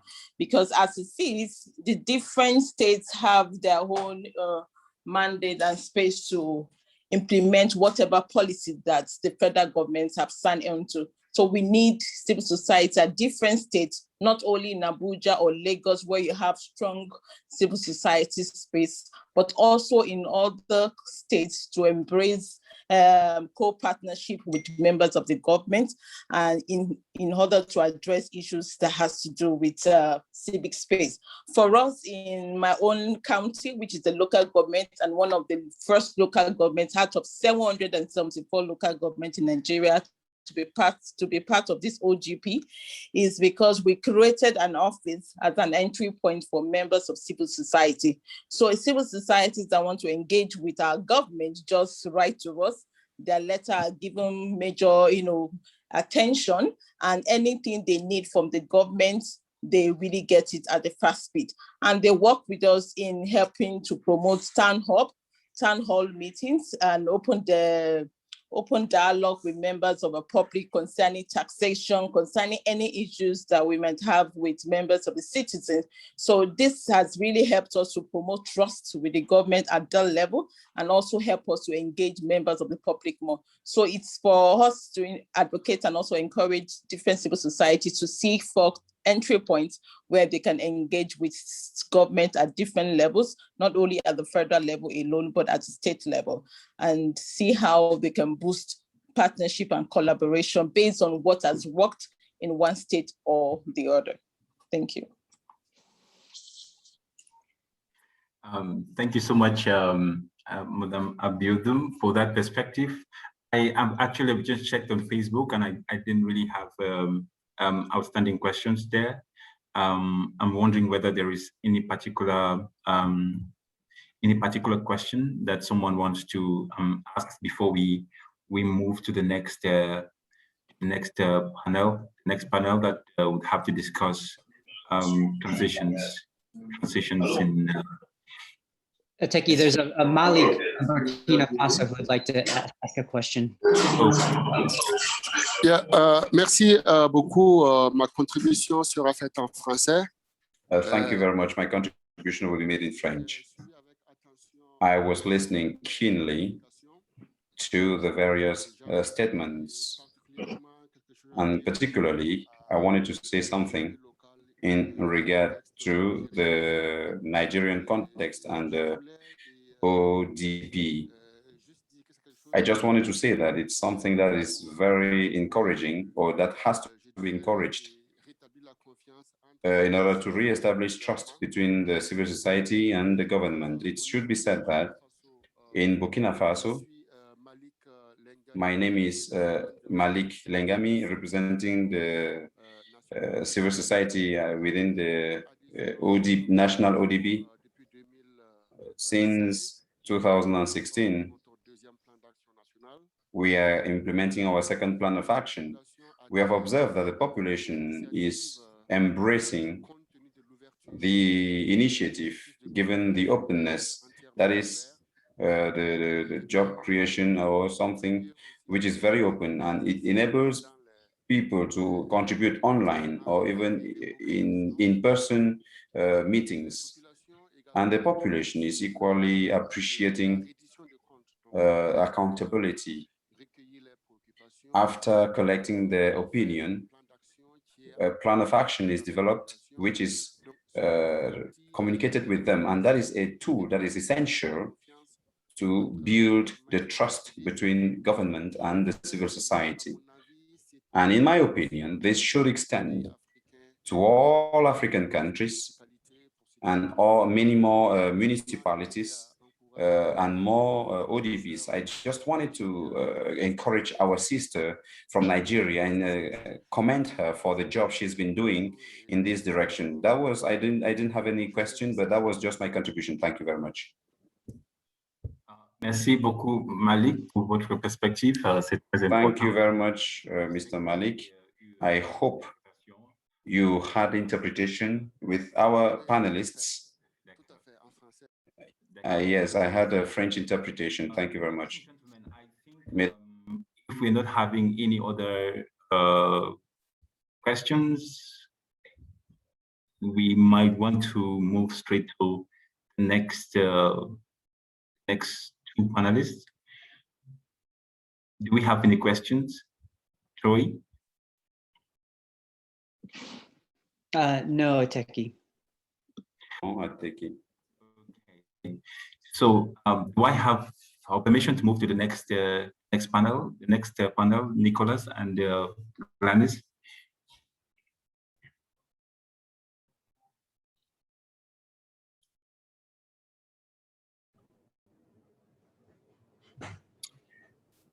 Okay. Ladies and gentlemen, thank you once again for your participation and your contributions. We really appreciate. And time to wrap up with the first panel and move into the next panel to discuss how we prepare for democratic transitions. This is often a very difficult and challenging question. How countries can move from autocracies and authoritarian regimes to democracy. Sometimes we find that we have leaders in some of our countries that meet all the criteria for transitions. For example, they are not popular. They are not, there's international pressure against them. The economic conditions are not the best. And then you ask a lot of people how optimistic they are about their prospects. A lot of people are disappointed about the performance of government, yet it is very difficult for people to be able to make change happen in their countries. Sometimes you have a transition to what has been called electoral democracies, not really liberal democracies per se, where or illiberal democracies, where you have democracies, basically the practice, but then liberalism or liberal democracy is not the political philosophy, and you find that in such contexts, elections are frequent. Basically, if we're looking at that, we would say they're democracies. But then the reality is that these elections, when people vote, actually the act of voting does not translate into the act of choosing. And so people vote, and then their votes are basically not able to change the situation for them. And this has many implications for the sustainability of democracy in such contexts, where people feel like it's a kind of democratization of disempowerment. When you have a democratic process available, but you can't use that process to be able to change your prospects as citizens. We have situations where lots of people really want change and desire change, and have taken up to the streets and protested and called for change.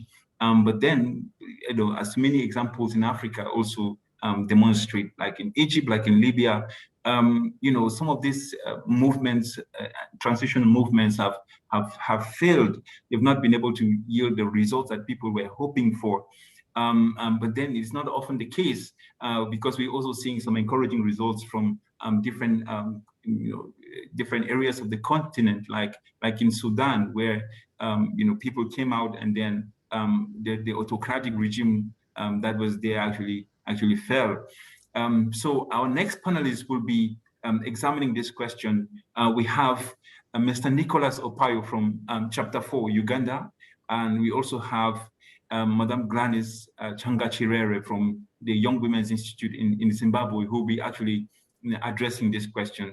But first to you, Nicholas, we're looking at all of these scenarios of how difficult it is to be able to transition into a democracy where we have, deep divides between the state and civil society, between the rich and the poor. And sometimes you have a situation where the rich people use their resources as a leverage to determine political outcomes.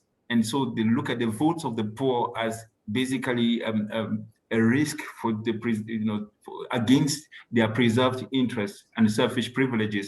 And so they will do everything to thwart elections so that, just because a poor person doesn't, just has a voter's card, he cannot be able to change the situation in the countries.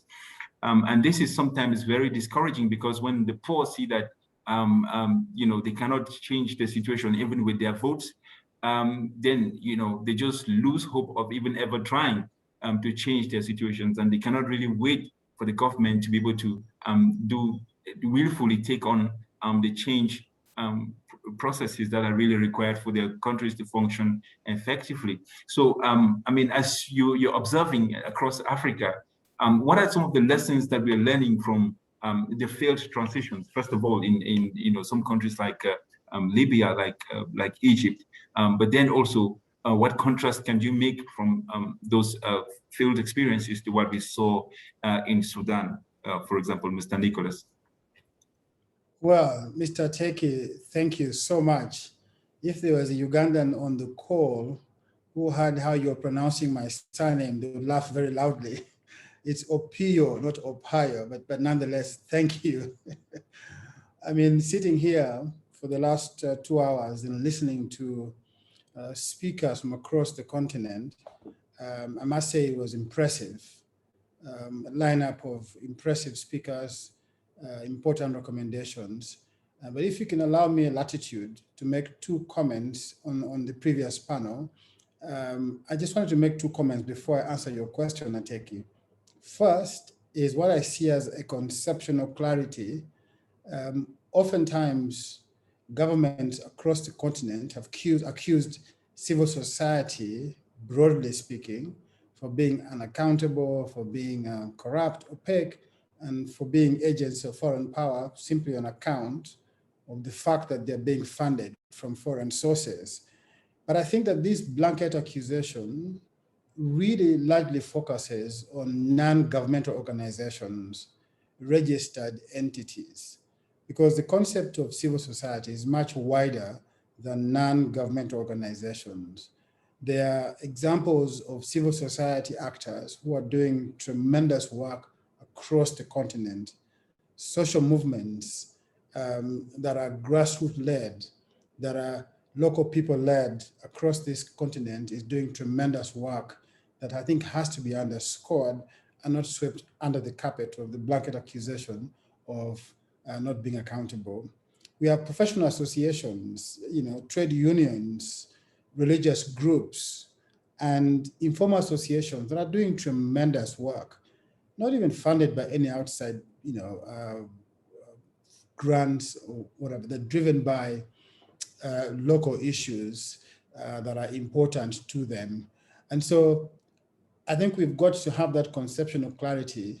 Otherwise, we risk painting a bleak picture of the civil society movement on the continent. There's tremendous work being done by other actors in the civil society space other than registered non-governmental organizations.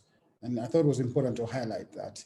The second point that I wanted to make is that oftentimes when we speak about democracy on the continent, we talk about democratic recession. While that is true, in many countries, even those that were being praised in the early 90s, you recall the term new breed of African leaders that referred to Meles Zenawe, Isaiah Afwerki, Paul Kagame in Rwanda, and Yoweri Museveni in Uganda, a term used very loosely by the Clinton administration, has shown that over time, these were inaccurate because these have become autocratic leaders on the continent and have presided over gross human rights violations. We must also recognize, I think importantly, and for purposes of just being positive, that there is a tremendous demonstration of democratic resilience across the continent. People are pushing back, people are challenging autocrats. And I want to just take 2 studies here to demonstrate that point.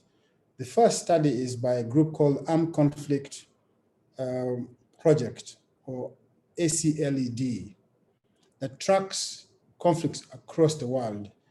In their report for 2020, that group show that there's been an overall increase in demonstrations on the continent by about 7% compared to 2019. And that 93% of these demonstrations were largely peaceful, and only about 38% led to fatalities. The point that I think that these statistics make is that people are pushing back and people are not sitting quiet. There's a certain level of democratic resilience on the continent. The second report that I think is important for all of us to reflect on is a report by the Canadian Endowment for International Peace that show that over 230 significant anti-government protests erupted worldwide in more than 110 countries as of June 2021.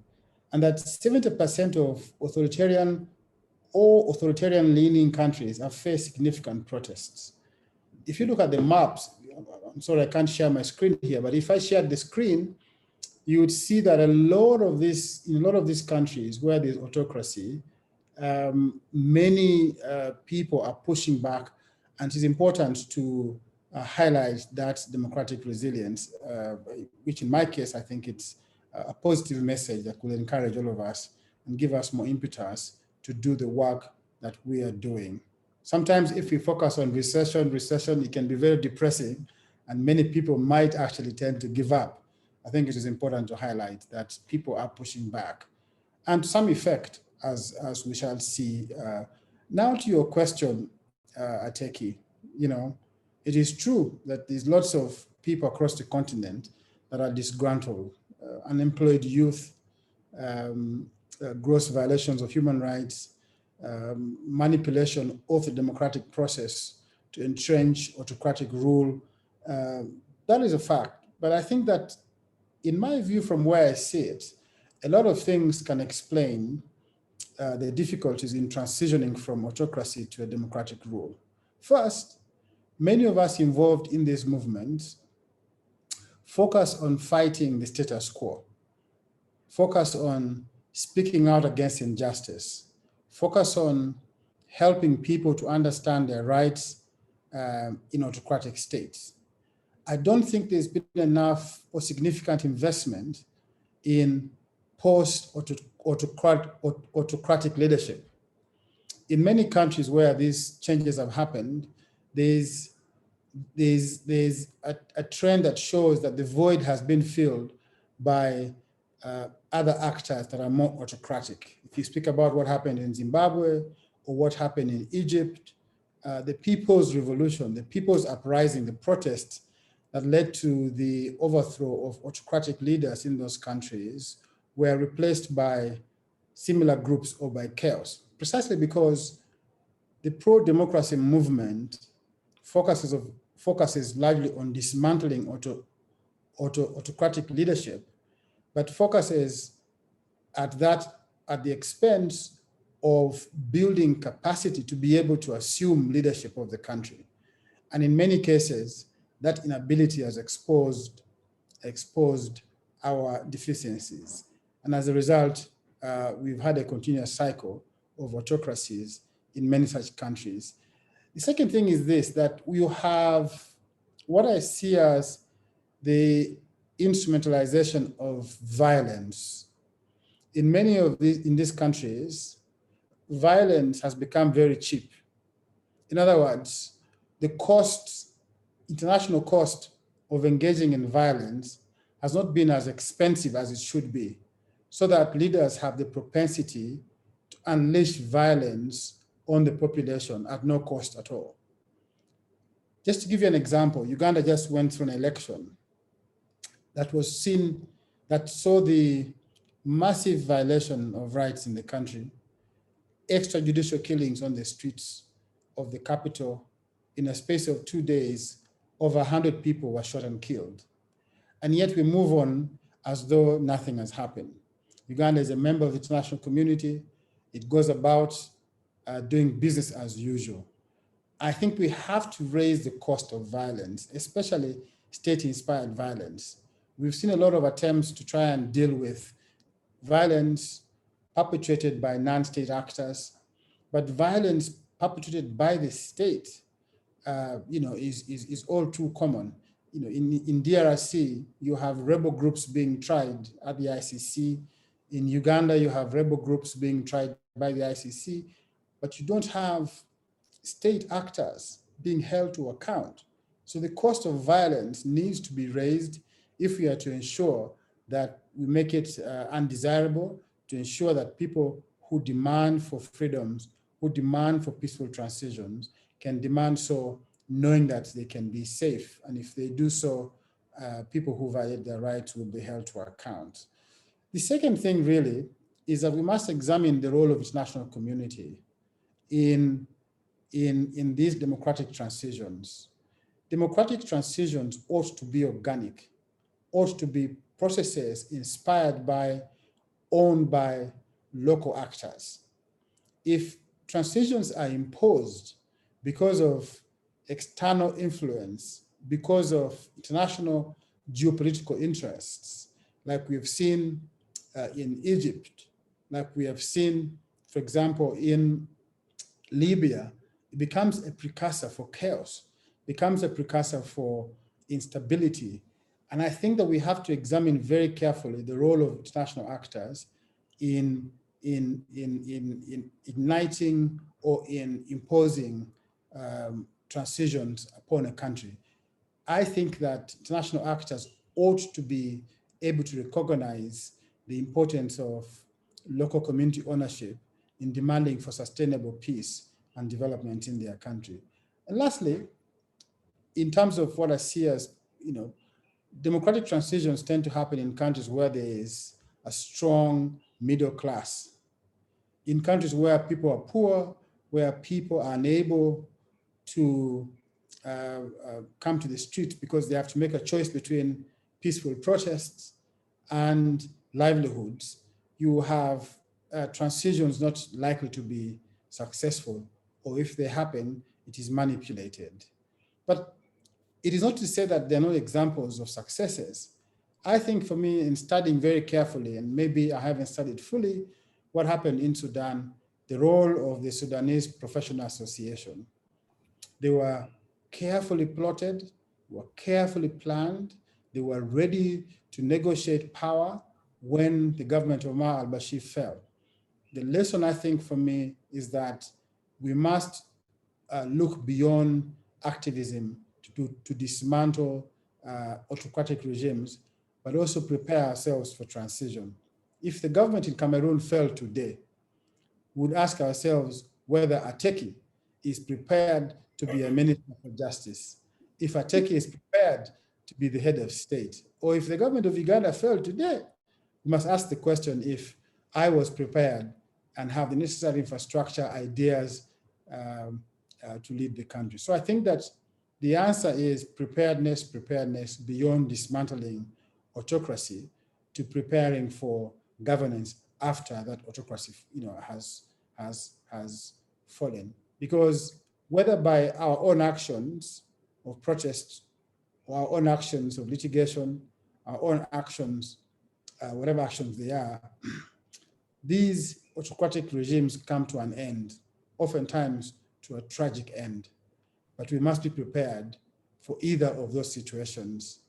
When Magufuli died, there was a seamless transfer of power. I would imagine if Museveni died, what would happen to this country called Uganda? Absolute chaos, because we're not prepared to even plan for transition beyond Museveni. So there could be transitions imposed upon us by natural calamity or by the act of God. We must prepare for both situations as civil society and as actors of the democracy movement on the continent. Thank you so much. Thank you so much, Mr. Nicholas Opio, for that very important contribution right there. And just to follow up with what you said in terms of we overly being focused on the status quo and not looking at how future scenarios could be in terms of our activism. in terms of organizing for change, because one thing that is inevitable is change. But what is not inevitable is the direction that that change is going to take, and that is what we need to focus our action on as civil society actors. I would like to just chain up with the Gladys, to follow up with this same challenge, and about the overly focus on the status quo, the present scenario. Zimbabwe was there like too much focus on the present, while not really looking at the role of young women in future political transitions, the role of young people even in future political transitions, or was there really effective planning? I know there was movements in Zimbabwe, this flag movement, which really gained a lot of steam. But at the end of the day, the new regime came, and then we still had the same sort of experiences that we're experiencing with the previous regime. So Gladys, if you could speak more to that, and then just throw more light in terms of the challenges, and maybe what can be done in order to be able to effectively organize towards transitions.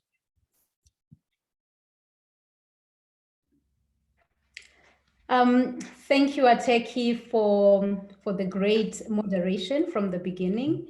And of course, respect to my predecessor, Nicholas Opio, who seems to be a colleague within the steering committee of the World Movement for Democracy.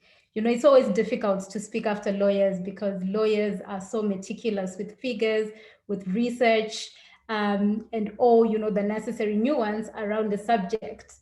But I hope I'll do my best to match my counterpart's presentation. So for me, Ateki, when you look at democratic transitions, as well as speaking about transitions in a context of preparing for transitions, I think what's important for me is the recognition that democratic transitions are a function of two key things. One, they are a function of, structures of governance, structures and systems of governance, including, institutions of governance. And secondly, they are also a function of democratic space. But when you look at these two, realms, you realize that structures and institutions and systems in particular, they are occupied by the state. Whereas democratic space is usually occupied by civil society and also, democratic alternatives in the form of opposition political parties. But because structures and institutions that ought to protect democracy as well as facilitate, for successful democratic transitions are occupied by the state, you realize that it's usually very difficult, especially in the African context, to achieve successful democratic transitions, especially where the incumbent is, highly and competitively, authoritarian. And that has been the situation of Zimbabwe, where, more than a decade since the formation of the major opposition party, the Movement for Democratic Change, we have, continued to see the ruling parties and OPF continue, to dominate within the political arena, as well as always take up the presidential space. And what is quite unfortunate, where the incumbent is competitively autocratic, is that what we have seen over time has been a ruling party that has tried to assimilate, democratic practices and principles. So it has over time manipulated. They've got to appreciate very well the language and the tools of democracy.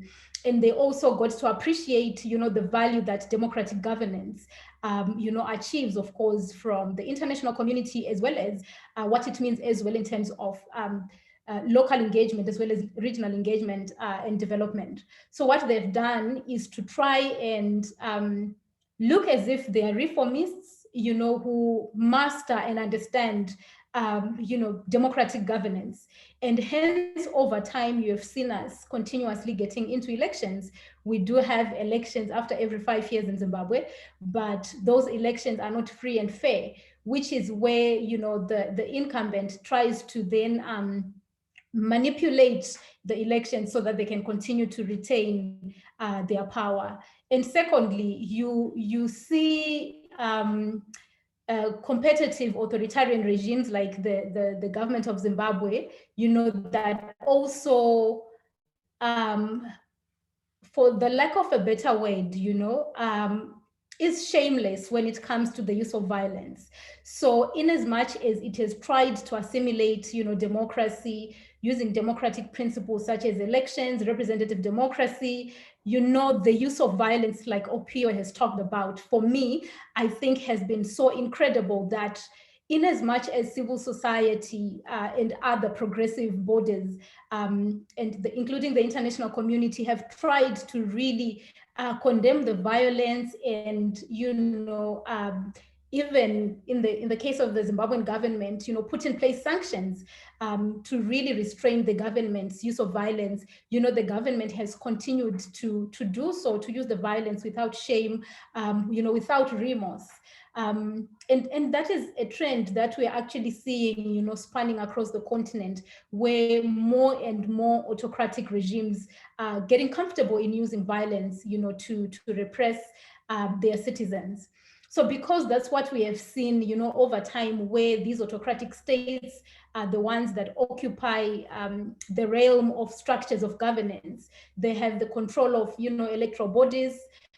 They have the control of the judiciary even, and equally they also do have control sometimes of parliaments, like in the case of Zimbabwe, where I think after 2018 election, the majority in parliament was ZANU-PF. So that means the state has the power to, make laws repressive or, obscene as they may be, and still you have those laws actually get to pass in parliament because they control more than 2/3 majority. And when it comes to the judiciary, I think we're increasingly seeing, judicial capture as well, as what happened in 2013, where after the election was heavily contested between the incumbent Deem and the opposition leader Nelson Chamisa, the courts automatically ruled in favor of, the incumbent.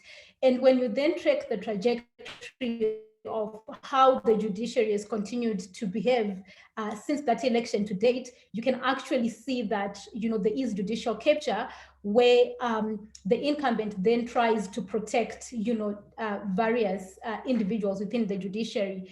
Part of what has led to, the amendment of the 2000 constitution in Zimbabwe, where the executive propagated a constitutional amendment, Bill number 2, and the bill had 27 proposed amendments, which have now sailed, unfortunately.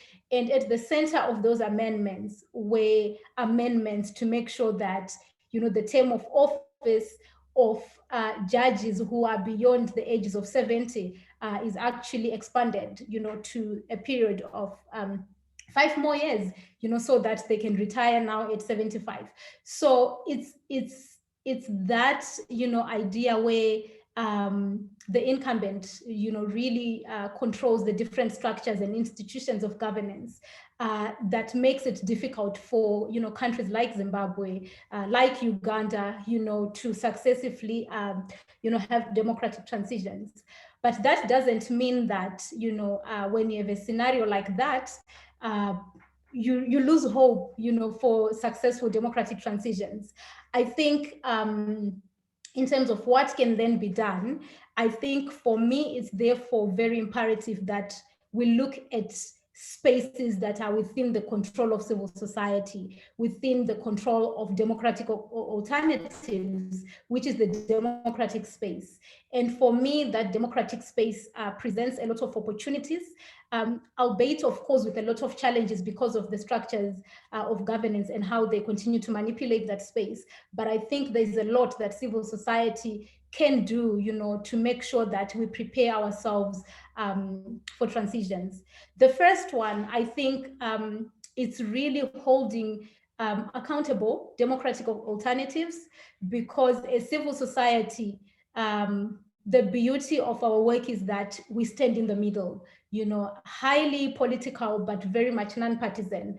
So we tend to be in the middle ground where we need to be able to hold to account democratic alternatives as a way of continuously, making sure that they self-reflect and self-introspect, for them to remain that viable alternative in the case of the fall of, the incumbents and authoritarian regimes. So in as much as we hold to account the state and the incumbents, I think we also need to continuously hold to account democratic alternatives in the form of opposition political parties, to strengthen themselves and remain viable alternatives. And then secondly, I think we also have a critical role in terms of continuously mobilizing citizens, instilling that hope and confidence, for democratic transitions. I know that, in the context of Zimbabwe, it has really been very difficult, to continuously mobilize and keep people, hopeful and optimistic around successful democratic transitions, given how, over time we have really failed to achieve, those transitions. But I think it remains our role, because as civil society, we are that continuum where after the elections, perhaps, opposition political parties go to hibernation. They're bent out, they've lost interest and motivation because they've lost the elections. But I think for us, we remain to fill that gap, to continuously mobilize citizens, and in particular, encourage them to continue to hold the state accountable, especially to its electoral promises. And I think within that sphere, we also have room to facilitate for their democratic participation, in whatever processes of governance will be obtaining, so that in as much as the incumbent may try to control and restrict the space, citizens continue to push back and occupy that space so that they can continue to influence it. And then thirdly, I also think that in terms of making sure that democratic alternatives remain viable, I think as civil society, we also need to ensure that we engage regional bodies. In our case, I think it's really, your Southern African Development Committee, as well as the African Union, to try and, play a mediatory role between the incumbent, as well as, the aggrieved opposition political parties, as well as also, for the regional bodies to really try and continue to stand by the citizens and hold the state to account, especially, where the state would have signed up to different regional instruments and conventions around democratic participation and governance. So it's really a continuum of,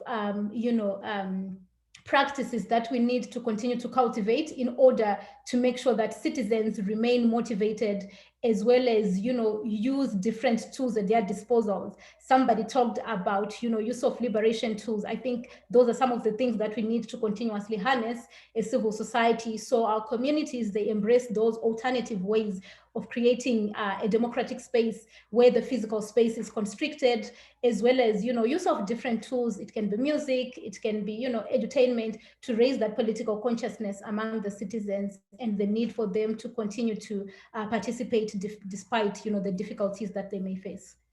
Wow, so very impressive. Thank you so much, Madam Gladys, for these wonderful perspectives. We learned a lot from your presentations.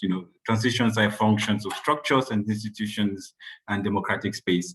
And we need to keep on engaging regional mechanisms which can help us keep up democratic practices. I would want to just say that we are already on the time of the next panel, and I would just plead that if you had any reactions to or responses to this particular panel on democratic transitions, I would plead that we get the next panel, and then you can actually combine whatever reactions or responses you had for this particular panel. Since we don't really have time, we want to get the next panel introduced. So I would like to welcome on board Cynthia Bamalu from Yaiga, Nigeria, who is going to be our next moderator for the next panel to discuss how to be able to transition from protest to politics. Cynthia, you have the floor. Thank you, Ateki, and greetings, everyone. Thank you for the previous speakers. It's been a fantastic conversation so far. I hope you can hear me. Interestingly, we're having this conversation on Nigeria's Democracy Day. So it's actually Democracy Day in Nigeria, and it's an interesting time for us because we had street protests out on the streets protesting, and people and the state still sent in security to arrest and pick up protesters. And we're experiencing, I think, I never knew I would say this, a Twitter ban in Nigeria, but yes, it's happening. So it's a lot of things happening at the same time here, and I'm just happy we're having this conversation about the continent, about democratic transitions. I'm in Africa. This panel this afternoon, we're focusing our conversation on from protest to politics, how social movements translate to social impact.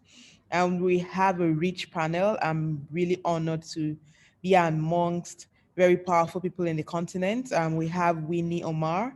I hope I'm pronouncing it well. Pardon me, please, if I'm not pronouncing it well.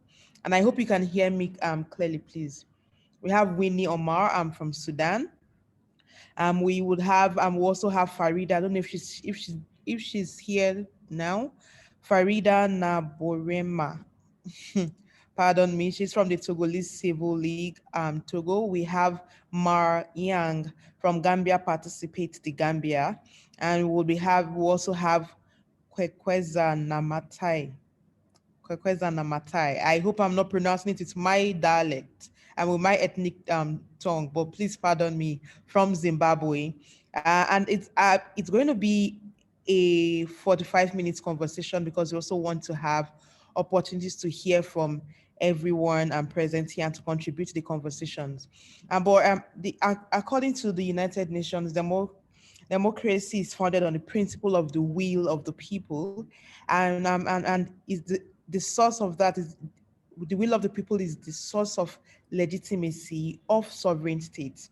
And we've seen in the continent several movements, several protests, talk from Southern Africa to West Africa, from East Africa to North Africa to Central Africa, like every part of the continent, there are different levels of protest, social movements demanding some level of change. It could be it's as easy as demanding for fundamental right enforcement of fundamental rights, to the demand for change in government, to democratic for a fight for democracy. It could be as simple as even the demand to just be heard, or demand for inclusion in politics. So we've had series of protests within the continent. And within all of this, we've seen young people leading the change, challenging the status quo, fighting injustice, demanding for a democracy that they can be proud to call theirs. You see young people within the continent, different parts to say, I want to actually experience what this democracy means. I want to be certain that this is truly a democracy and not something that looks like a democracy. And we've also seen situations where elections are not necessarily producing democratic leaders, but rather just consolidating on autocratic leadership. And so it raises a lot of questions around how do we as a continent begin to build that culture of democracy that truly transforms leadership to be what we want. And I would center this conversation around young people because most of these protests are led by young people, and Africa's population is a youth population, with young people dominating or providing the larger percentage of that population. So the question today is, we've had several protests, and the conversation is, how do we move from protest to politics? Then how do social movements translate to social impact? Thankfully, we have people who have led movements, who challenge status quo every day, who have demanded that votes do count and votes should count in different parts of the continent. And the conversation would be around identifying transformative opportunities to harness the dividends in our youth population, and the power built from protests to influence politics in our respective countries? Are there examples to learn from on social movements that are informing tangible and real exchange? And how do we begin to ensure that we are moving protest to inform politics and determine the kind of leadership that we truly want and deserve in Africa? So I would begin with our first panelist today. I hope she's still here with me. Fantastic reading a lot about her, Winnie Omar, and she's a journalist and feminist activist in Sudan. I just want to be sure you can hear me, Winnie. Yes, I can hear you very well. Okay, thank you. All right, so welcome. Pardon me, I'll start with you first. You've been very active in Sudan in demanding change and challenging the status quo. Now, my question today, I would like you to contribute to the conversation by touching specific aspects of this conversation. Now, the nature of social movement that emerged in Sudan, learning from the Sudan experience. How can we understand social movements, and are there specific conditions that can inform the success of social movements? Are there specific conditions that you think can inform the success of social movements? Right. So thanks a lot, Cynthia, and thanks for everyone who was part of arranging and coordinating for this important conversation about democratic transition and change in Africa. So in this panel, as I've been informed, we'll be talking about social movements and impact. And I think this is extremely important and most needed discussion about our ability to make change and to impact our political, social, economic, and cultural context. And whether if we are talking about reform in democratic settings, or revolution or civic uprisings in non-democratic settings, this is a very relevant conversation. And I'm looking forward to learn and to exchange some of my experiences with others and learn from other experiences as well.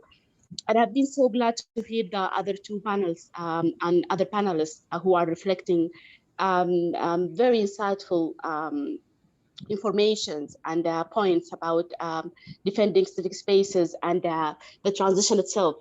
And maybe I will give some comments while I'm talking about social movements regarding the other panels also. I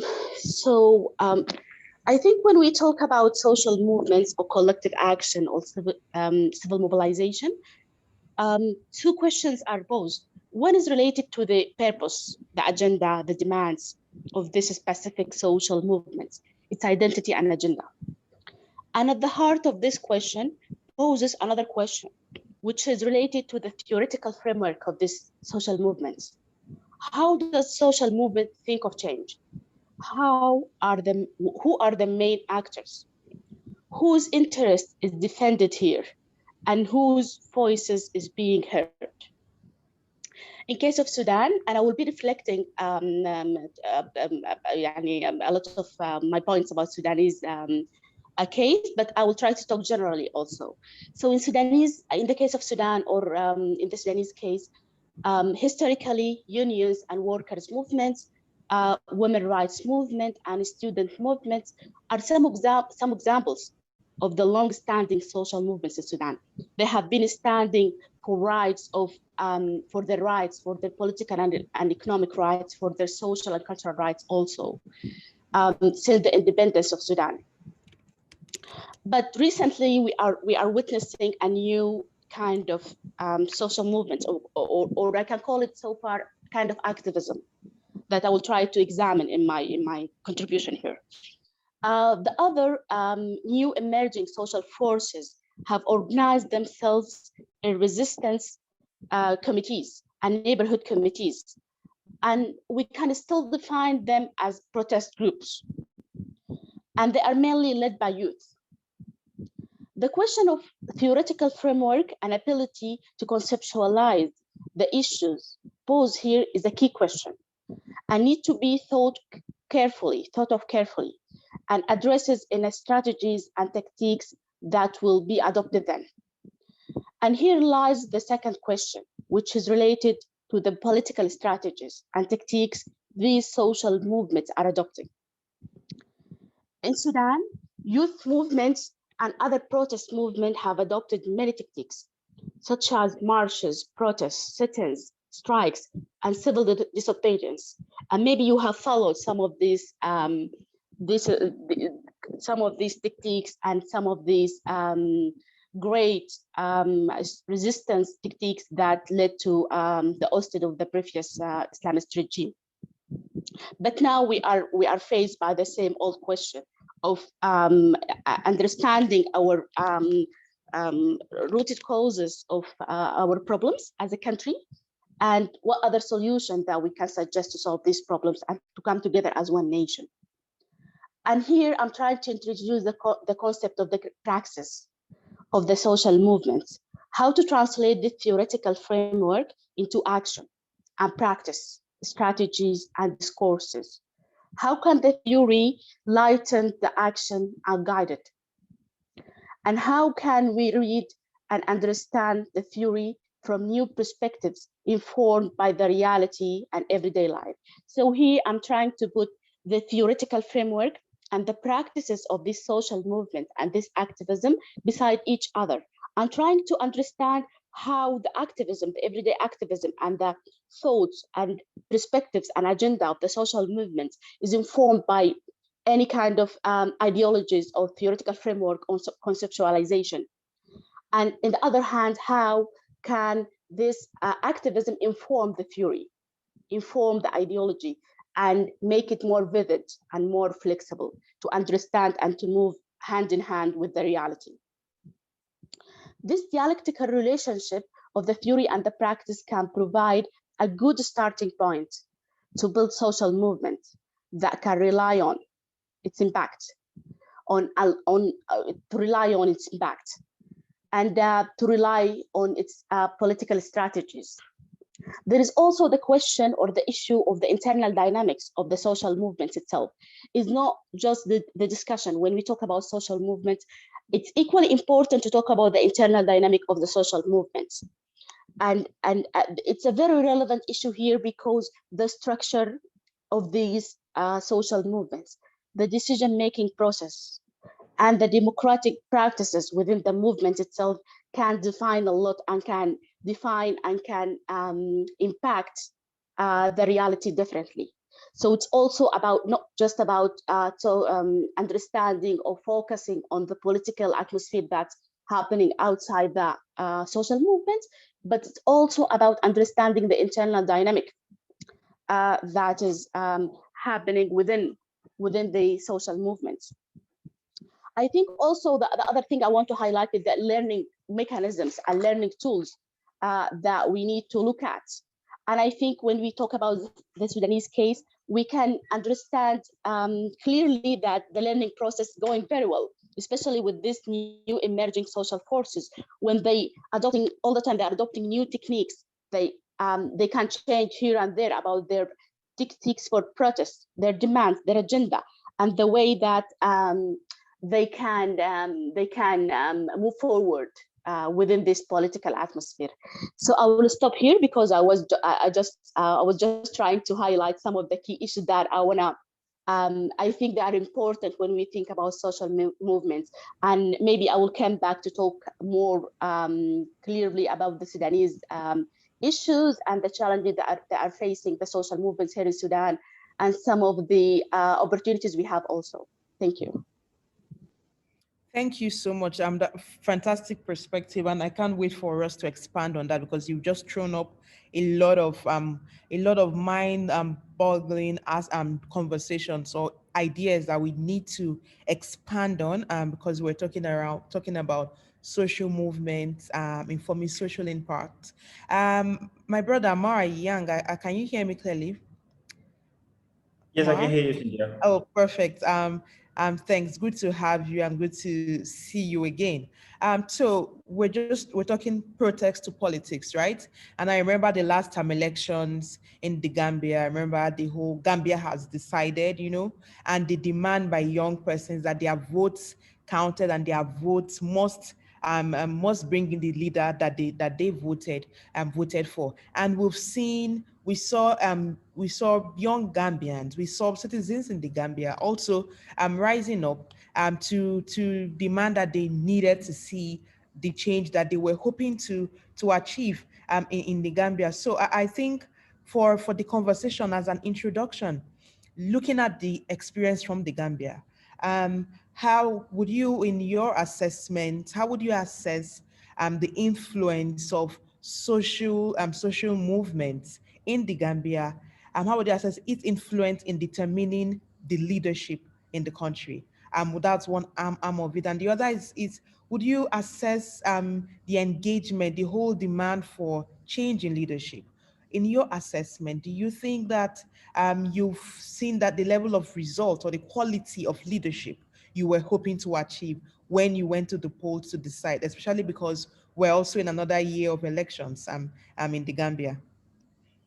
Thank you, Cynthia. That's a very good question. And I will just give a quick background regarding how protests actually started during the kleptocratic regime of Yahya Jammeh since 1996.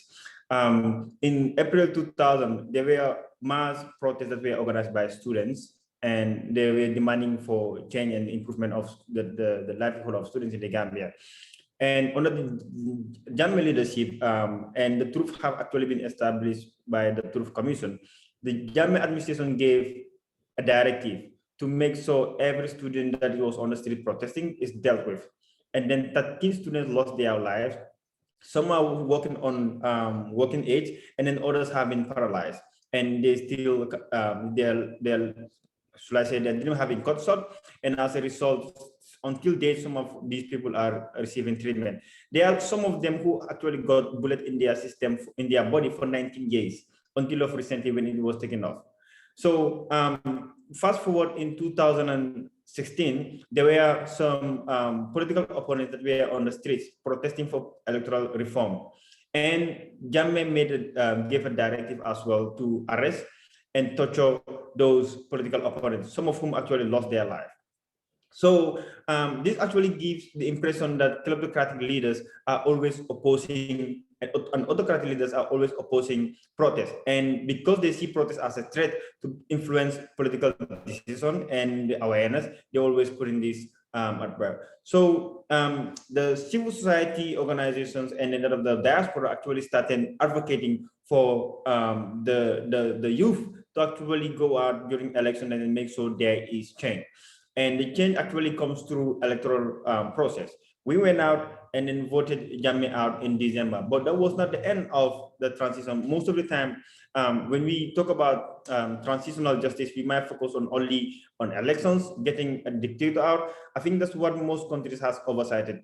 Once you get an individual out, that's not the end of the the chronic system. There is more to, how to call it, changing the process and changing the system than just getting an individual out. So when we got rid of Jammeh in 2016, the civil society organization and youth activists started making sure that we do not get back to where we are. I think the lesson that we have learned is growing up under Jammeh administration and then also living that toxic environment that we were in, we do not want to go back there. So how do we ensure that we do not get back there? The conversation around constitutional reform started. The conversation around establishing the truth and then also establishing, a progressive society also started. The government actually now started. They established a truth commission, who actually have established that Jammeh actually have killed more than 200 people within his 22 years of leadership, and then also getting to know how Jammeh as well, people within his own family that he himself have seen as a threat, how he actually got rid of them by killing, I believe, 6 of them. So fast forward, the government also established a commission to to draft a new constitution so that our democratic institutions will be strengthened, because we have a very weak democratic institution during Jammeh era, and then these democratic institutions were actually personalized and they down to the tune of Jammeh. So how do we make sure we have a strong institution that will frustrate the occurrence of kleptocracy and autocracy? So there was a constitution that was built that was supposed to also to a third republic, but then the parliamentarians of Gambians unfortunately rejected that constitution based on political lines. The civil society until date actually continue the conversation by lobbying with those parliamentarians and then as well working with the government and meeting key stakeholders and so we revived that constitution back, because to date we are still dealing with Jammeh's constitution. His party members didn't want people to be describing like that, but it became Jammeh constitution because he actually amended the constitution based on how he likes it and also to entrench himself into power. And then the other issue that we also oversight during transitional justice is the socio-economic justice. Jammeh, according to the OCCRP, has plundered almost $1 billion, is leaving most Gambians into acute poverty and also disrupting the economy of the country. And there was a commission that actually looked at these issues, but then the recommendations were not, the recommendations that came from this commission were not implemented at large by the current government, in a sense that some recommendations that are opposed to individuals, or shall I say public figures that are working with this government as well, they decided to jump those ones and start implementing other recommendations which are termed to be selective. So what I'm trying to bring here is the impact that social movement has in terms of influencing political decision is that even whereas the political leaders do not have the interest to pursue democracy because that they might see it as a threat to their office and as a threat to their political ideas. When the citizens are well mobilized and informed and you launch a strategic movement, political opponents or even political leaders will act swiftly towards implementing those recommendations or establishing reform, which will actually make sure democracy thrives. And I will give you one example that is outside my country, and I know, Cynthia, you've been pretty much engaged in that. In Nigeria, when your organization and then that of the Nigerian people see a problem in terms of youth representation or the in elective positions, you guys work up and you were very strategic in making sure that there is a legislation that so young people get into office. And then the advocacy of the not too young advocacy that you learn, there are certain parliamentarians who were actually not in support. Personally, they were not in support of it. But because of the demand and the call from the civil society and then their constituents, they started voting in support of the Not Young Term Bill. And today you have young people in elective positions in Nigeria. So this is the impact of social movement from us, the civil society. People have actually been sitting complaining, but that will not have solved the problem. The problem will only be solved if we wake up and then be more strategic and think far ahead of these politicians and then make sure we put our country to the right path. And the other example that I would give, for example, in my country recently, and what we have done, we have a legislative, or should I say a parliament that we put into office. And the interest was this parliament to lead us towards transition and make sure that there are reforms. Unfortunately, fast forward down the line, the parliamentarians forgot where we came from, and they started using the parliament as a tool to actually pursue their party interest instead of that of the interest of the people. And in doing so, what they have done in December 2020, they actually went ahead and they legislated the Appropriation Act of the Gambia, whereas they put 50 million plus as a loan scheme for themselves, forgetting the priorities and needs of citizens. So for us, we've been protesting, we've been having debates on social media and TV and radio, but we realized with all the comparative analysis that we have done regarding how this money could have impacted the life of the people, they were not responsive to that. So they went ahead and then defended their pocket. So we also realized this is not going to be the trend that we're going to continue. So we went to court, and we went to court, challenged the issue, and the court gave us a ruling, and that money was never touched by the parliament. Even if they touched it, the court asked them to return the money back. So this is some of the strategies that us, the civil society organization, and activists will have to establish to ensure that we do not only talk, but also act fast. Because what some of these parliamentarian or political figures will describe us, like in my country, so one parliamentarian actually described civil society as Facebook activists because of the way we talk, and they realize that we only talk when there is something that pop up. So we also have to remind them that you are in office because we are the one who actually rose up, and so Jammeh was voted out, and also make sure that you are in a safe space. So to end, I would just have to say that if we have not, if we are not vigilant and strong when Jammeh said no to the election results, if Gambia has decided, the young Gambians who actually started that movement, if there was not Gambia has decided, and we sit back and dance to the tune of Yahya Jammeh, to date, I wouldn't be here talking to you because I will be censored. And if I am caught talking, I will have actually been taken to the 5-star hotel of Yahya Jammeh, which he a very crazy prison he considered as a 5-star hotel. So these are the things that, I mean, the impact of social movement influencing political decisions cannot be overemphasized. And I think going forward in Africa, to Mali, all the way to Burundi, which presents itself an opportunity to transition to a more democratic government. Unfortunately, we've been seeing how these trends have been continuing.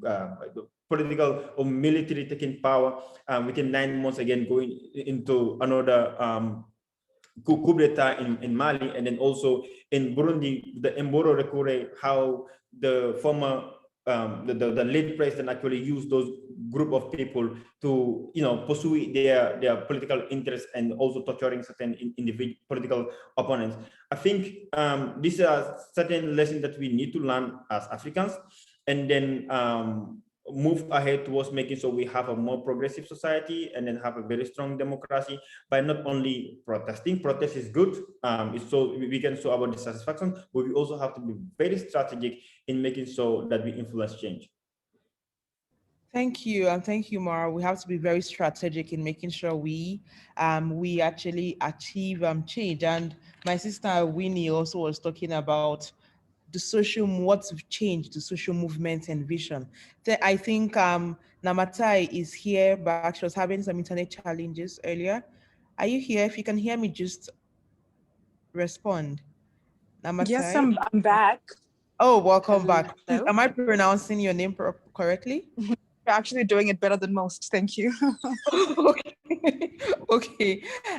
Thank you. Welcome back. And I really hope the internet is fair to us, because we need to hear from you. And that's because Zimbabwe is it's one country that at the point we're celebrating, oh, there's a change, and now we still see the level of the level of high-handedness of government officials and the attacks to citizens who go out to the streets to demand change. And I know you've been one of the leading voices, especially amongst the younger generation, within this Zimbabwean contest. So this today we're talking about protest to politics, and just learning from the experience from your country, and hoping you can shed more light on the conversations around are there opportunities of strategizing around or are there opportunities of building protests that directly influences politics, in the sense that the goal is beyond engaging on the street, but also informing the outcome of elections. That's one. The other are there opportunities to leverage on the will of the people to demand that institutions of government actually begin to respond to the needs of the people, especially in the demand for change. And because for protests and social movements, it's about the people, it's about institutions, it's about processes. So how can citizens start making targeted demands on institutions to respond to the needs of the people? Okay, thanks very much for the questions. I will ask you just to repeat the first question, because my connection was breaking up. Okay, yeah, I said, can you hear me now? what the opportunities of organizing protests that specifically targets changing, influencing politics to change the outcome of elections. That's the first part. Can you, oh, Namatai?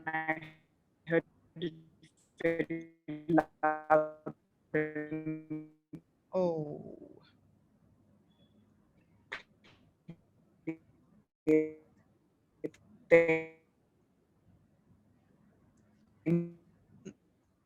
Oh, Namatai, we're actually struggling, or is it just from my end? We're actually struggling to hear you. Oh, I think she just dropped off. Okay, I hope she can get back in. Farida isn't here yet, so Winnie, can you still hear us? Yes, I do.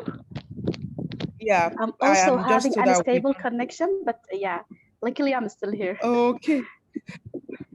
Yeah. Okay, I hope we can. I mean, we'll be wrapping up soon to get conversations from others in the room. So before we get Namatai back into the room, I think it's just to help to learn more from you as you expand on the conversation. So you were talking earlier. You mentioned how do we have how do social movements and vision change, and you talked about identity, agenda, and theoretical framework, because for you those are very important things that social movements need to begin to think about if truly they Right. need really we want to influence or inform social impact. So I wanted to just get back to you on that, and because it's a very important conversation around the change movements and vision, and because sometimes it feels like we are angry and frustrated, so we are going out to demand a change in the system. But when we are at the point of negotiation, we're not sure what demands to make. So it's almost like we're angry. We didn't have a broader framework beyond just anger at the moment. So, how do you think, in your perspective, how can movements begin to define what change would mean for them in a sustainable manner, in such a way that we're leveraging different opportunities of protest? It's not just about street protest, but we're thinking about new forms of protest that sustains the demand for that change the movement was all about from the beginning. So basically, how do social movements sustain that demand for change and remain focused on what change truly means to them? Right. So this is key question also because social movements, as I said before, it's about collective action. It's when people gather together to form their agenda, their demands, and plan their tactics and their campaigns, and whatever tools and tactics they will be using. So what I would start thinking of is the theory of change. So when you start planning for any kind of action or any kind of demands or agenda, it is because this is the agenda or demand that will change the reality, will change the context, will have such an impact, whether it's on the political, economic, cultural, or social context. So developing that theory of change that taking things from point A to point B would require us to have such political strategies, such techniques, and such resources also. So it's about a theory of change, firstly, and then well planning. I mean, planning and organizing around these plans would be a key issue also. And we have seen this during the Sudanese revolution, for example. I mean, people were protesting for over 6 months in the streets every day, facing the brutality of the security sector and the brutality of the previous regime and the propaganda on social media and on the mass media against them. But they managed to succeed because they have their theory of change. They are well focused on their goal number one, which is to oust the regime, the Islamist regime. And they never stopped until they achieved that goal. And they moved then into the second phase. But regarding this, I have a comment because I've heard in the second panel, one of the panelists, I think the panelist from Uganda, if I'm right, talking about the Sudanese example and the transition that happened in Sudan. And I love that he talked in a very optimistic manner about that. But I think what we have now, what we are experiencing now in Sudan, is that nothing changed basically. The nature of the state never changed. We're still facing the same old brutality of the state, same violations, and same old mentality of the political elite that segregate people based on their class and ethnicity and geographical location. Same crisis happening in Darfur, even same political policies that have been decided and taken by the previous regime, also austerity measures and just obeying and following the international community's standards for economic policies. So this is the second phase that we are struggling with now as social movements, as activists. That we still have our theory of change. We're still looking into, we're still focusing on some agenda that we want to change, including social justice agenda and equality, and reducing the inequality gap. But with this political reality, that will be difficult.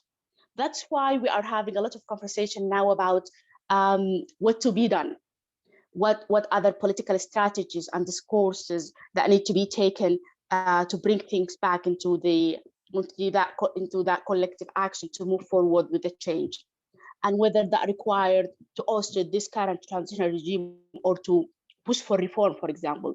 This kind of discussion we have right now. And this is one of the characteristics of the social movements and activism also, that they learn learning is an ongoing process. And this flexibility, an ability to change and to change the political strategy and to think and rethink our previous choices also, and to be ready to change it whenever that be required by the reality. So let me just repeat the main point that I had mentioned. One is related to the theory of change. The other thing is related to organizing around some agenda and strategic planning, and then the flexibility to learn and to move back and forth between our decisions and our choices that we have been made, and examining them in the reality, and to see whether if it works or not. Have we achieved our goals? Have we had the impact that we want? Or should we take a step back and start over again? Thank you. Thank you. Perfect. I can't turn on my camera at the moment. We're having power issues here. So I'll just, yeah, Namatai, welcome back. So please continue. It's good to have you back. All right, thanks very much. I think I'll just start by requesting that you repeat both questions, because my connection was breaking up badly when you were asking. Okay. Yeah. So I was talking about, or the question basically is, how do we ensure that protests, we begin to harness the energies within protest to target it to politics, in the sense that the goal would be to inform change in the electoral outcome. That's one, especially learning from the Zimbabwean experience. And the other is within the system, are there opportunities to make demands on institutions of government to begin to respond to the needs of the people through the power we've built within our social movements? All right. Thanks so much for both questions. Both very, very powerful questions. I think to start with the first question, which speaks on the issue of protest and the relationship between protest and politics. I think it's very, very fundamentally important for us to understand that the decisive ground upon which many of the conclusions are made, be it after a revolution, be it after a war, basically the decisive ground is politics. That's where everything is decided. Yes, we have had our fights. People have endured casualties on both sides. In a war context, the decisive ground after that is always politics. And the same is true with regards to protest. Youth movements, and in particular young people, must understand that they have to have a good measure of understanding the power dynamics at play, of understanding all of the factors that are affecting a situation. And they know that they must be their contribution in the context of protest is leading them to a place where the people that they are targeting have no other option but to sit down with them and yield to their demands. The people that they are targeting to hear the message of whatever protest that they are making, at the end of the day, should be left with no other option but to sit down and consider whatever it is that they've been echoing out. So I think that a lot of the mistakes that in particular young people make is that they do not have a holistic outlook with regards to the relationship between the protest action on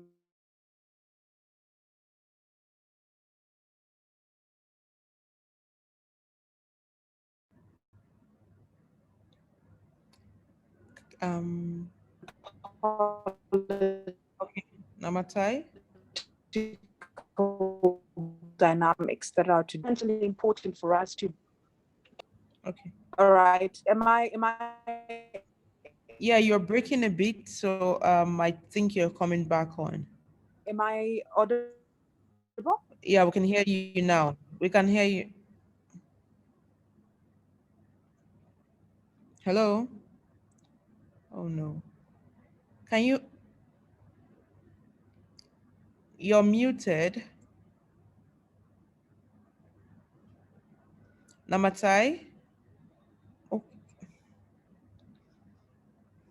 In politics, we would say your political enemies are trying to shut you down, but they wouldn't win. We would come back to you. I hope we sort your internet challenge soon. But once you can hear us, please just indicate. We'll get back to you. All right, Amar, are you still with us? Yes, Cynthia. Yeah, so we're actually rounding up to open up the floor for conversations on this topic. And I think the question would be very simple. How do the people ensure that transitional governments meets their expectations? So we've demanded change. There's a change in governments. We have a new government. How do we ensure we don't get comfortable and think we have won, and so we relax?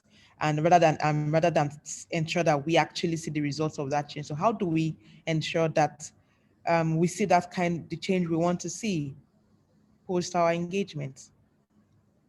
I think all the civil society, the CSO actors need to set our blueprint and do not take politicians for granted, because after elections we celebrate that we have got rid of an autocratic regime, but that's not the end of it. In fact, that's just the beginning of having a more democratic and inclusive government. So in ensuring that we do not make so we go back to how we were with under an autocratic regime, we need to make so that we set our blueprint and then guide, not only guiding, but also advocating and pushing for the government to make sure that certain benchmarks are met.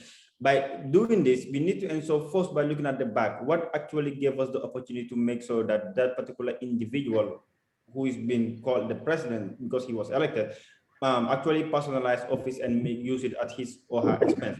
So we need to look at those gaps and then make sure that we fix it. And then I think for the case of the Gambia, that's the reason why when there was need for truth and reconciliation, there become the establishment of the Truth Commission. But the civil society organization did not actually stop there. There are victims who actually are marginalized, and then the TRC might not be able to actually get all those victims testified.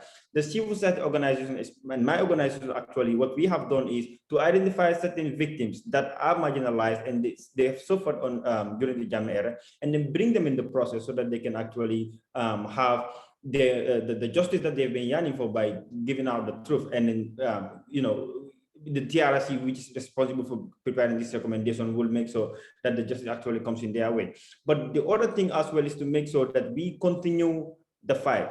Once we sit back and relax and we are comfortable with the situation, then the politicians also are going to be comfortable with the status quo, and they will continue gradually to shrink down the civic space before we realize it's already late, because they have already made advantage of the situation that we have given them. So it is a continuous fight. We cannot sit and even if the process is promising and then we've seen results, we need to encourage for it to continue, but most importantly, sustain that momentum. But we should not hold our hands and be comfortable too much that we will have to go back and start from the drawing board. Thank you. Namatai, can you conclude on your thoughts? Welcome back. All right, thanks very much. I feel very disadvantaged because of technology. For some reason, my network gets very shaky. So let me just proceed. So I think what I just want to emphasize, because a lot of it is that for us to build movements that have young people who are power literate, and that have young people who have an understanding and appreciation of something called game theory. I will start with the aspect of being power literate. The whole conversation around being power literate, power literacy, is basically teaching young people to be able to read power. For only when we are able to read power, are we able to write power, and are we able to fundamentally use power? And I think one of the things that happens with young people is that they in themselves have the ability to articulate the things that make them angry, the things that make them uncomfortable about their experiences, and about all of the lived things, lived realities that they have had to go through on a daily basis. And they can say that they're angry, they can say that they're not happy, and they fundamentally organize to say, let's get rid of whatever is making us angry. But at the end of the day, we appreciate that most of those young people are not cognizant of the political dynamics that are affecting their situation, of which these are the key things that will be decisive in the context of establishing a conclusion. Because like I said, it doesn't matter that it's a war, it doesn't matter that it's a revolution, it doesn't matter that it's a mass demonstration or a protest. The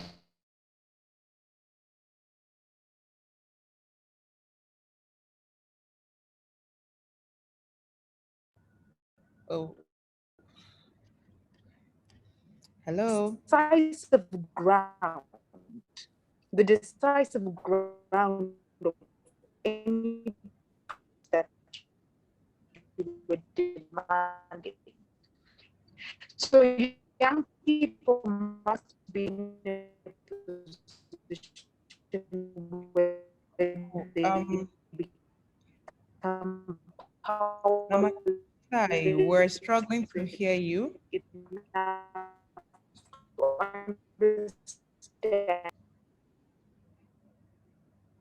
I think there's a pattern to this. You speak for some minutes and it goes off. Farida, you're here. Cynthia, I am, and I would like to apologize.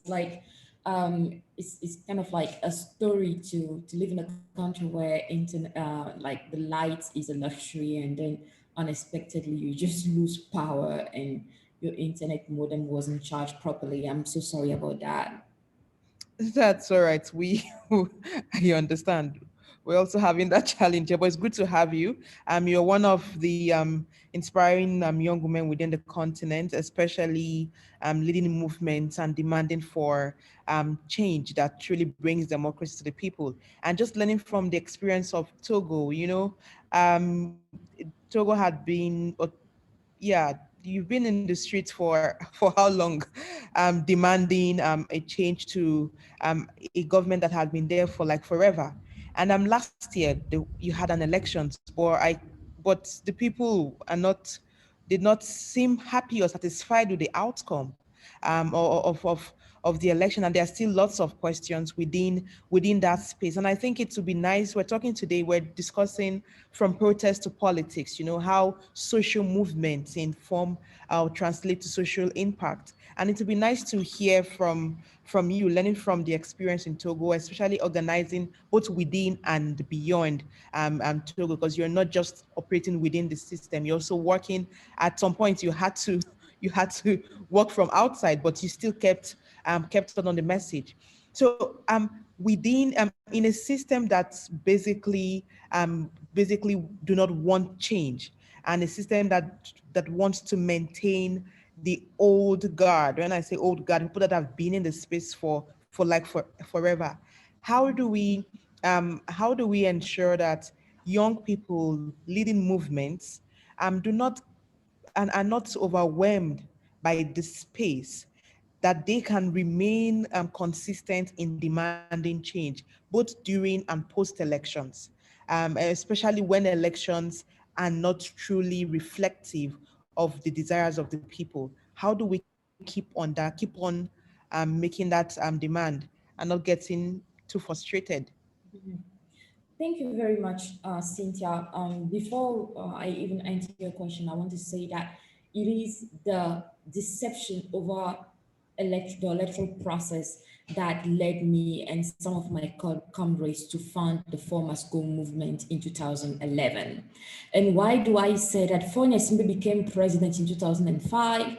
After his father ruled for 38 years, he did a coup. He was pressured by the international community to organize elections to kind of like legitimize his rule. And those elections led to the killing of at least 500 Togolese citizens, according to the UN, but the numbers are at least double that. The massacre that occurred in 2005 in the bloodiest elections we ever had in Togo subsequently put people off guard. In 2010, not only we had a huge voter apathy, but in addition to that, the government deployed resources to rig the elections once again, and people totally lost faith and hope that we can ever get change through elections, myself included. For us in Togo, or for people who think like me, we don't think that we can secure democracy and change through elections alone. We believe that it will take social movement to exercise the necessary pressure needed for the regime to operate electoral reforms that can guarantee a minimum of transparency. And beyond, if we cannot obtain those electoral reforms, then eventually the street will have to continue putting pressure to lead the regime to yield power. And that was the turning point for us. Unfortunately, it still hasn't changed, and every single election that's happened after that continues to reaffirm our belief that we cannot have change by only hoping that the regime one day will be kind enough to hold elections that will be peaceful and transparent, etc. Unfortunately, the more time is going, the better they're becoming at elections rigging, the more technology they are acquiring to do that, and the more difficult it is for the voices of the people to be heard. Now, because we derive from a group of people who believe that elections have been co-opted by the dictatorship to ensure their continuity, from the beginning, we tell one message and we continue to tell that message. We want people to understand that we shouldn't time our change around elections. We refuse to belong to those people who think that it's only after 5 years that we can start fighting for change again. For us, the change and the fighting has to be continuous. And it will be thanks to that continuity in our advocacy, in our resistance, that eventually we may have elections in Togo one day where the citizens can elect their leader, because we have never had that chance since we became independent in 1960. So refusing to acknowledge the fact that elections are not the only way to bring change is paramount to us, and it is one of the determinants of us continuing our struggle. Thank you. Thank you. That's a powerful place to end that. We have a few minutes to just get reactions, comments, questions, and then I'll get back to the panel for just 1 minute roundup, to round up in a minute. So do we have questions, comments, contributions? The conversation is from protest to politics, social movements, creating social impact. Any question? I'm looking at the chat room. Ateki, can you also help check on the Facebook platform just in case I'm missing anything? Okay, right away. Thank you. Yes, I see World Movement for Democracy. Yes, please. Yeah, hi. Thanks for a wonderful panel discussion. I do have one question, and this also might be for Nicholas Apoyo, what he was talking about during the discussion, or any of the panelists during the From Protest to Politics.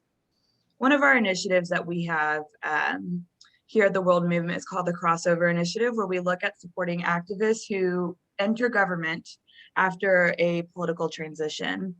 And so I was just wondering if people could comment on what activists can do now or what skills they should develop in order to better prepare for an opportunity to enter government after a transition, if it should occur. Thank you. I think that's an important question. Ataki, any comment from the Facebook?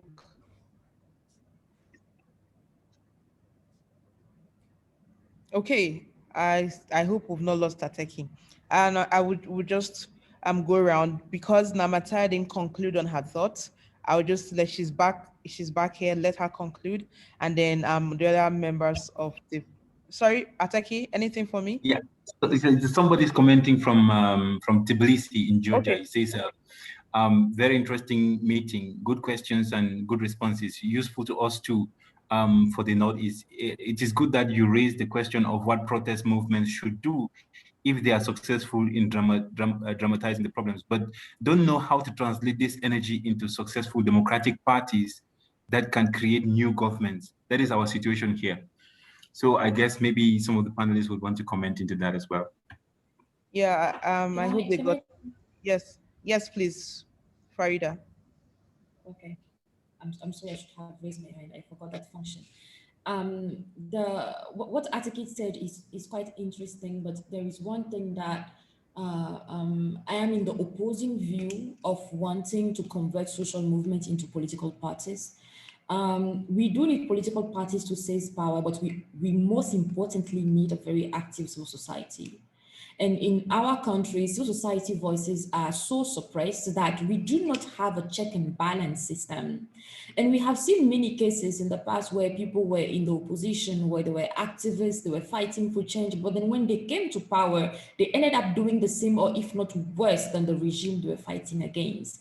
Now, who will be the one holding them accountable, keeping them checked, demanding accountability from them if the civil society is completely wiped out, or if we expect every single activist to become a politician? No, we don't necessarily need activists to become politicians, but we need politicians to become better at the job they are doing, and they can only become better if they have activists keeping them in check.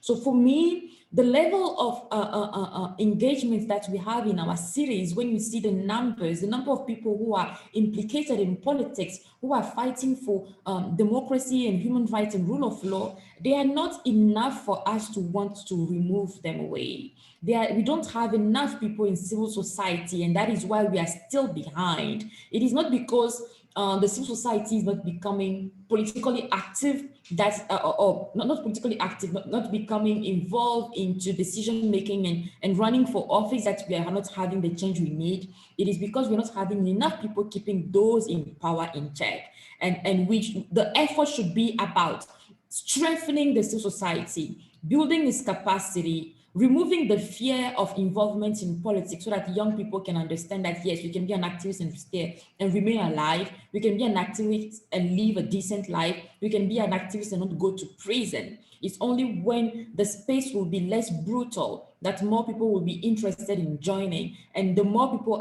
will join the civil society, whether it is as an activist or as a journalist, that will help us keep the government in check and force us to obtain accountability. Keeping the government in check, ensuring that the civic space we have active voices within the civic space demanding for accountability. I think very important point, because it also connects to several questions on at what point do you draw a line between activism and politics, and are they interconnected, or are they interdependent upon each other? But the thing is, society cannot exist if we're all politicians, but we are all politically active, and that we have those who would constantly hold others to account, which is where the society role comes in. I would let Namatara conclude on her thoughts, then Winnie is not here. I think she's having problem with her network. So I'll bring in Mart to respond to the question from the World Movements for Democracy, and we'll just round up on that. Our time is fast spent, but it's been an interesting conversation so far. So Namatai, can you hear us now? Yes, absolutely. Thank you. Can you hear me? Yes, please.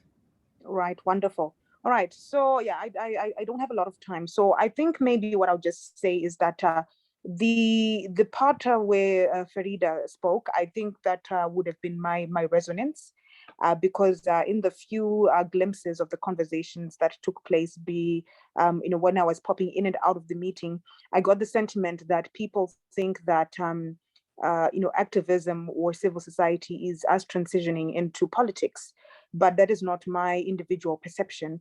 I personally believe that within any political movement, there is what we call partisan politics. So there are political party processes, but there are also political processes. And the political process is bigger than a political party. It includes everyday people in the community, it includes civil society, it includes churches, it includes journalists, it includes business. The political processes are that big. But political party processes are only myopic and limited to partisan agendas. So I think it's important for us to understand that as long as we're in civil society, we cannot say that our work will not interact with politics. But the most important thing is to stay clear on principle, to stay clear on the aspects and the issues that we came in this particular space to deal with. And we have to always follow these particular principles and these particular objectives that we came into the space to pursue, instead of pursuing political party processes or political party agendas. It's very, very, very alarming when you see civil society growing comfortable with political parties. Does not matter is the ruling party or is the opposition party. I know a lot of civil society across the African continent, have a leaning. You see in the civil society space, some are leaning towards the ruling party, some are leaning towards the opposition parties. And you'd realize that the moment that the opposition party gets into power, the civil society groups that were leaning towards the opposition party are less likely to criticize them, even if they are doing bad things. We also see the same with civil society organizations that are leaning towards the ruling party. They're less likely to criticize the ruling party when it's doing bad things. So I think it's very important for us to have a civil society and activism that stays political party neutral, but still participate in politics, in the broader political process, but not necessarily in partisan politics. So I think there's a very strong need for us to differentiate that. Then, the final thing I just wanted to say is when we look at the aspects of power literacy and game theory, unfortunately I couldn't explain more on those two concepts, which I think are fundamentally important for activists and also civil society to understand.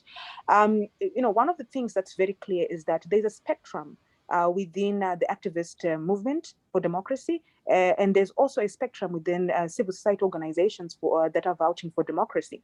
And this spectrum, I think that you have the people who are on the far end. These people on the far end, are usually your foot soldiers. They're usually the ones that get most of the violence. They get the beatings and they get arrested, and they're usually tamed as radical. But as you move away from that, upon that spectrum, you have groups of people who collaborate and agree with the people on the far end of the spectrum in the context of shared beliefs and principles and objectives. But these people are not the people who go to the streets. They're not the people who actually do all the foot soldiering, all the marching, all the protesting in the streets, right? But we agree in the context of causes. And these people are likely that in situations where there is need for negotiations, there is a need for us to engage politicians, etc. These are the people who are naturally likely to go to those negotiations. So I think that, responding to a question that was asked with regards to preparing people with skill sets to take over once there is a transition. I think it's very important for us to understand that we have different skill sets within that movement.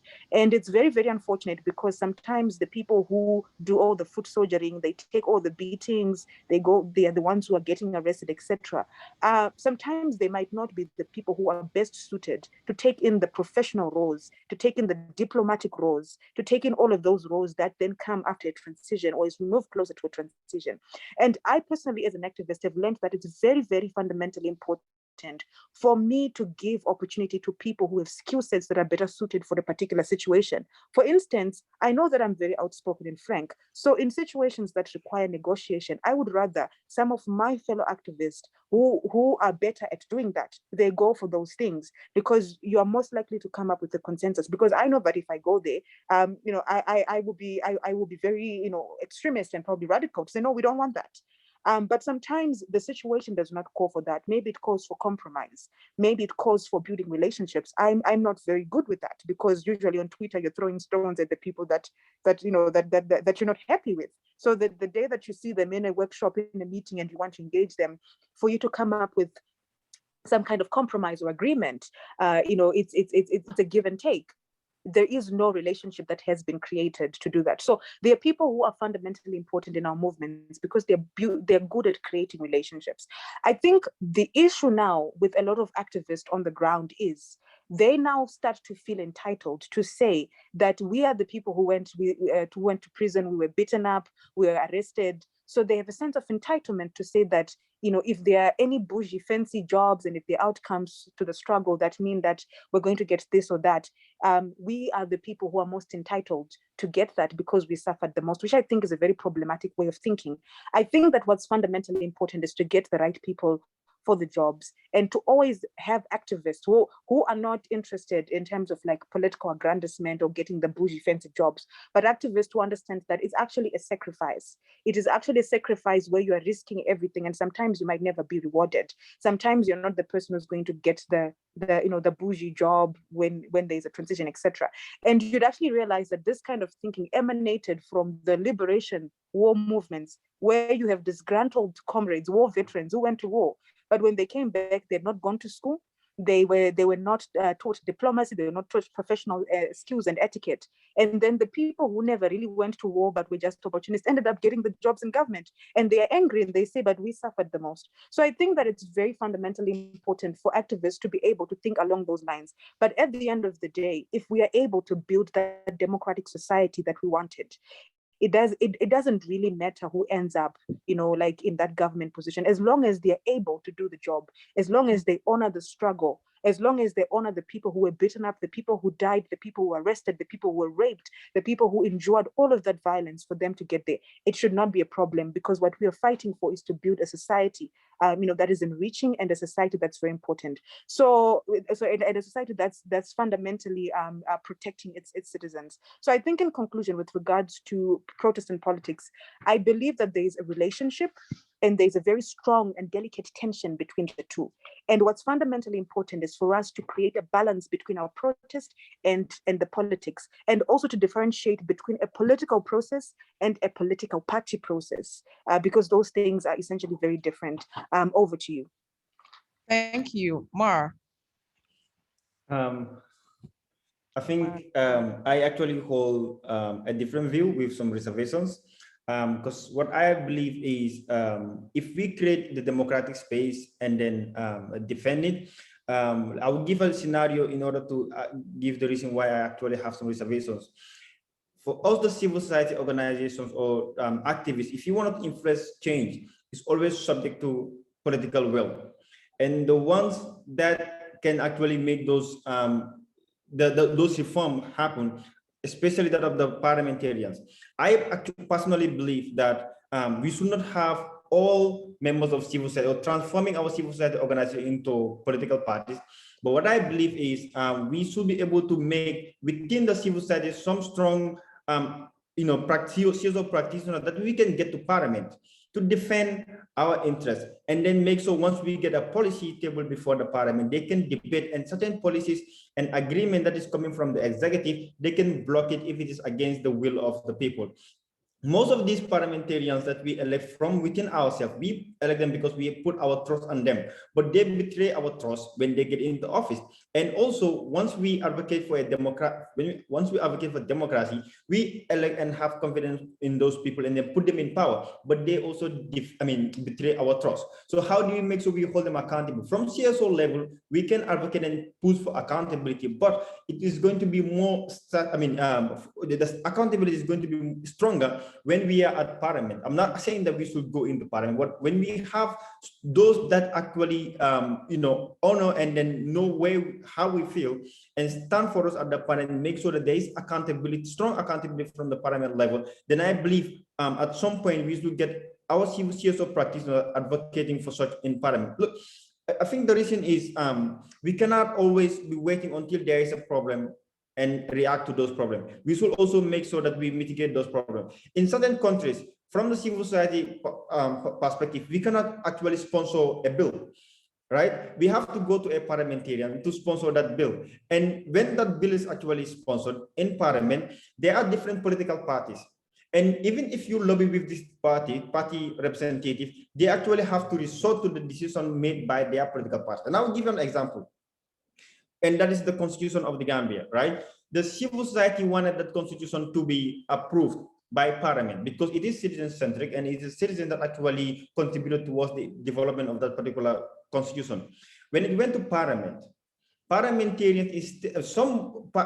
parliamentarians, instead of looking at what the citizens want, they resorted to voting for what their party wants. Because we don't have those these parliamentarians were of their party interest and not of the interest of the citizens, we got that constitution failed. And we have to go back to that autocratic constitution that was under Yahya Jammeh. With all the efforts that we have done from the CSO level, advocating and then making sure the citizens participated in this, lobbying with parliamentarians, but all that advocacy actually didn't work because we are not at the decision-making table. And because of we are not there, all the work went down to zero. So I believe at some point we need to have, I'm not saying the issue of the executive, that I'm not that much in support of it because I know the challenge that also comes with it because always you are answerable to the president who works for his interest or a political party. But at parliament level, I think at some point we should have our CSO practitioners, not all, but some, to be in there to speak for us and to be part of the decision-making table, and then block certain policies and agreement that is being brought by the executive. And I think that's what you have done in Nigeria. That's why you have the not too to run parliamentarians in parliament. And I believe once you leverage on that, if you want to influence a decision through the government, if you want to influence a change, you can get it through those parliamentarians, right? So I think at some point, we can create the space, we defend the space, but at some point, I think it is important for us to be part of the decision-making table. If not, we will always be advocating. Once the decision is blocked, we will have to go back to the drawing board. Thank you. It's been a powerful panel conversation today. And I think what I'm learning from everyone who has contributed today is about the need to create that balance. We are not all going to be politicians, but we're also not all going to be activists, but we need activists consistently. We need an active society or civil society space that demands for change consistently, but we also need to start identifying leaders based on their skill sets so that we're not just having random people in office, but individuals who actually have the requisite skills to be in office. And I think I learned something about power literacy today.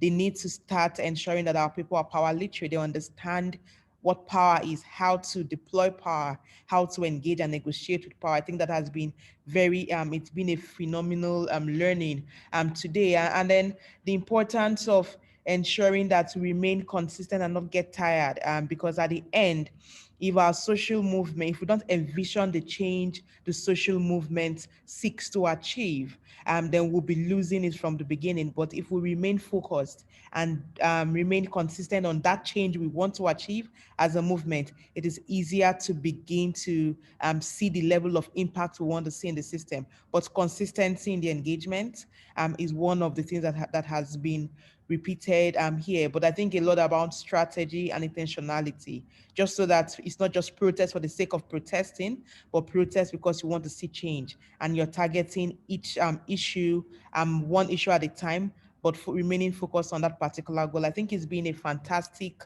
conversation today. Thank you to my amazing panelists. I've learned from every one of you. And I just wanted to say, because I'm a woman and I love celebrate women, it's been a women-powered panel. Thank you to my sisters. Winnie has dropped, but she made an interesting and insightful contribution today. So thank you, Winnie Omar, from Dar al-Hadatha, Sudan. I'm trying to pronounce this correctly. Thank you, Farida. It's good to see you again from the Togolese Civil League, Togo. And my brother, Mar, blessed amongst women. It's good to see you again. And I know you're getting ready for the elections. So thank you from Gambia, participates the Gambia. Thank you, Kwekweza Namatai from Zimbabwe. It's been, even though the internet tried to bring you down, but you rose above it all. So thank you for your insightful contribution. It's been a wonderful session today. My name is Cynthia Mbamalu. I work with Yaga Africa, Nigeria. Over to you, Ateki. Thank you.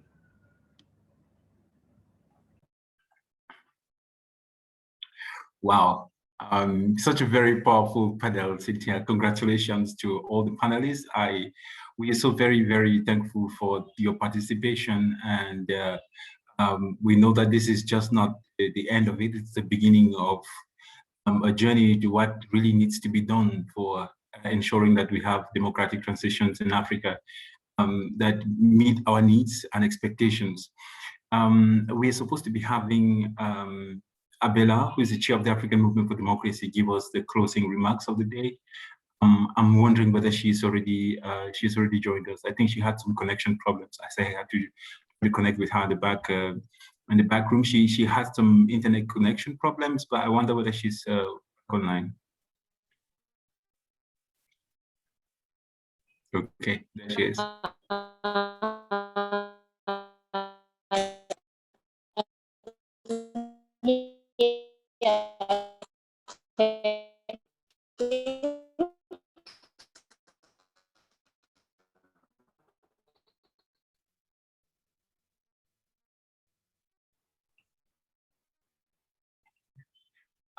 Somehow I think we're not able to get Abela.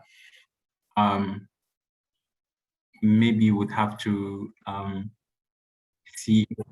All right. Right. You cannot. If you cannot hear you well, I take perhaps you could represent. Okay. No, I think we can get. That's the best place. We can get you. I can get you live. Yeah.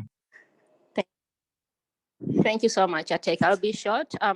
For me, I'll pick from what Cynthia has landed, power literacy. Wow, what a powerful word I've learned today, because I think that is one of the challenge we have in Africa. So my name is Abela Bateyunga, and I'm the chair of African Movement for Democracy. And I would like to thank the World Movement for Democracy to actually working with us into actually coordinating this amazing discussion from all the panels. And since I just wanted to just challenge a challenge I was given last week when we were having Youth Leadership Academy here in Tanzania, and one of the young politicians said that I think we all need to say we are all politicians because politics is in everything.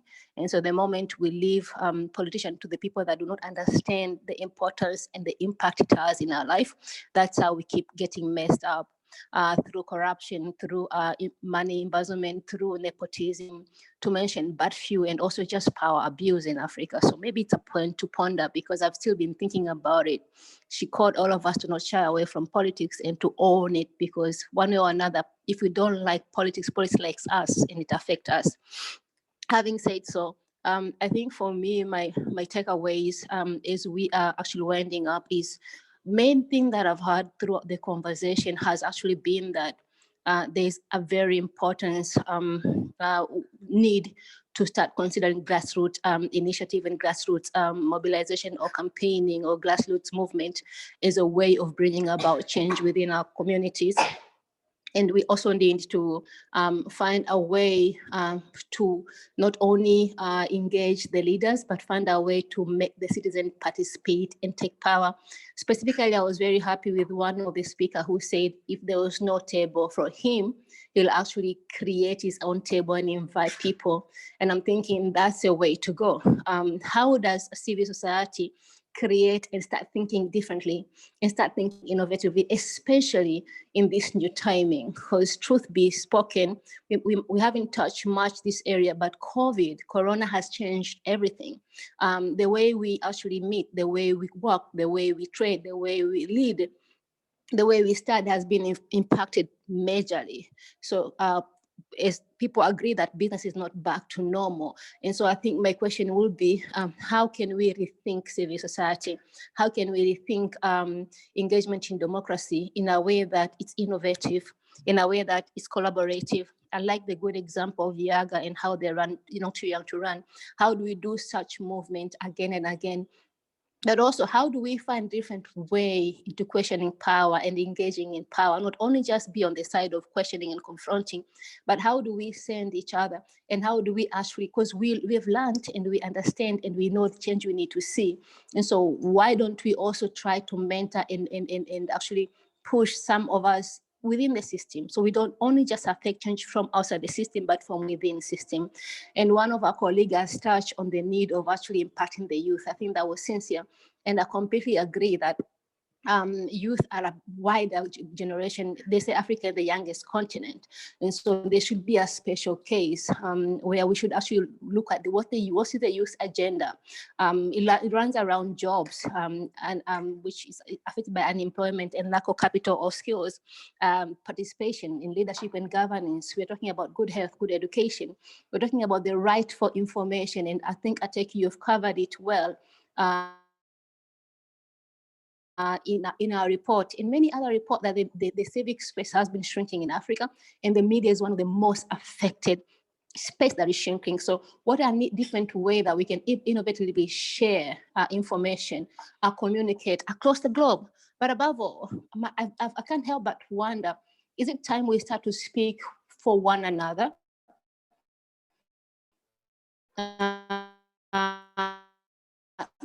Even more than, I think, is it Mali, that they're constantly on the street. But then who are the allies? Can we find, I kept saying this, how do we find innovative way to create stable services among us? Well, that is governance, and that is leadership, and that is how democracy works, beyond rights, but also services. And so I think for me, as I'm concluding, what I'm taking away from and what I'm calling all of us as fellow colleagues is, can we find a way to come out of our cocoons and not work in silos? Can we find a way to collaborate and create new platforms, raise new voices, create new data-driven initiative, but also learn from one another and share technique, share collaboration, but also invite each other in each platform. Maybe not all of us have to create new platforms.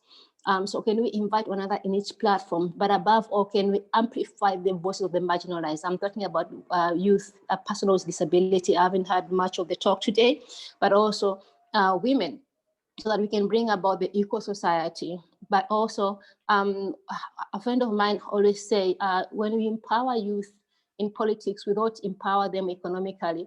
They're always fought in being corrupt leaders. And so I think we should also start thinking on, whenever we're empowering them in political or on democratic skills, we should also involve them in economic empowerment, so that they actually avoid the temptation to be corrupt leaders when they're given power.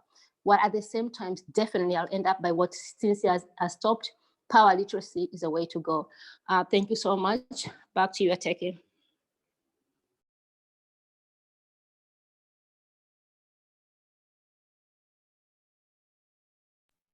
Thank you so much. Thank you so much, Chair. We are very, very grateful for your remarks. And so, ladies and gentlemen, we've come to the end of our panel and of our event. We thank you so much for your participation. I want to thank Cynthia most especially for wonderful moderation. I want to thank all the panelists for wonderful perspectives. We know that this is just really the beginning. We have many more opportunities to engage subsequently. But before we end, we want to give back the floor to the World Movement for Democracy to say a few final goodwill words before we part companies. So Troy, you have the floor. Thank you so much, Ateki. I just want to thank and congratulate all of our speakers. Honestly, this is one of the more interesting discussions I've listened to in some time. Really wonderful stuff. I also really want to thank our two moderators for doing a really excellent job. Cynthia, we had some connectivity issues, but thank you for doing a great job at moderating through those. I also just want to thank Annabelle and Ateki and the Africa Movement for Democracy for coordinating this with us. Very valued partnership. It's excellent to be working with you as always. So thank you all very much, and we hope you enjoyed the discussion. Goodbye, everybody. Thank you so very much, Troy. We were very, very happy to have engaged you and really thank the World Movement for Democracy for giving us this opportunity to organize. Thank you. Thank you. Bye.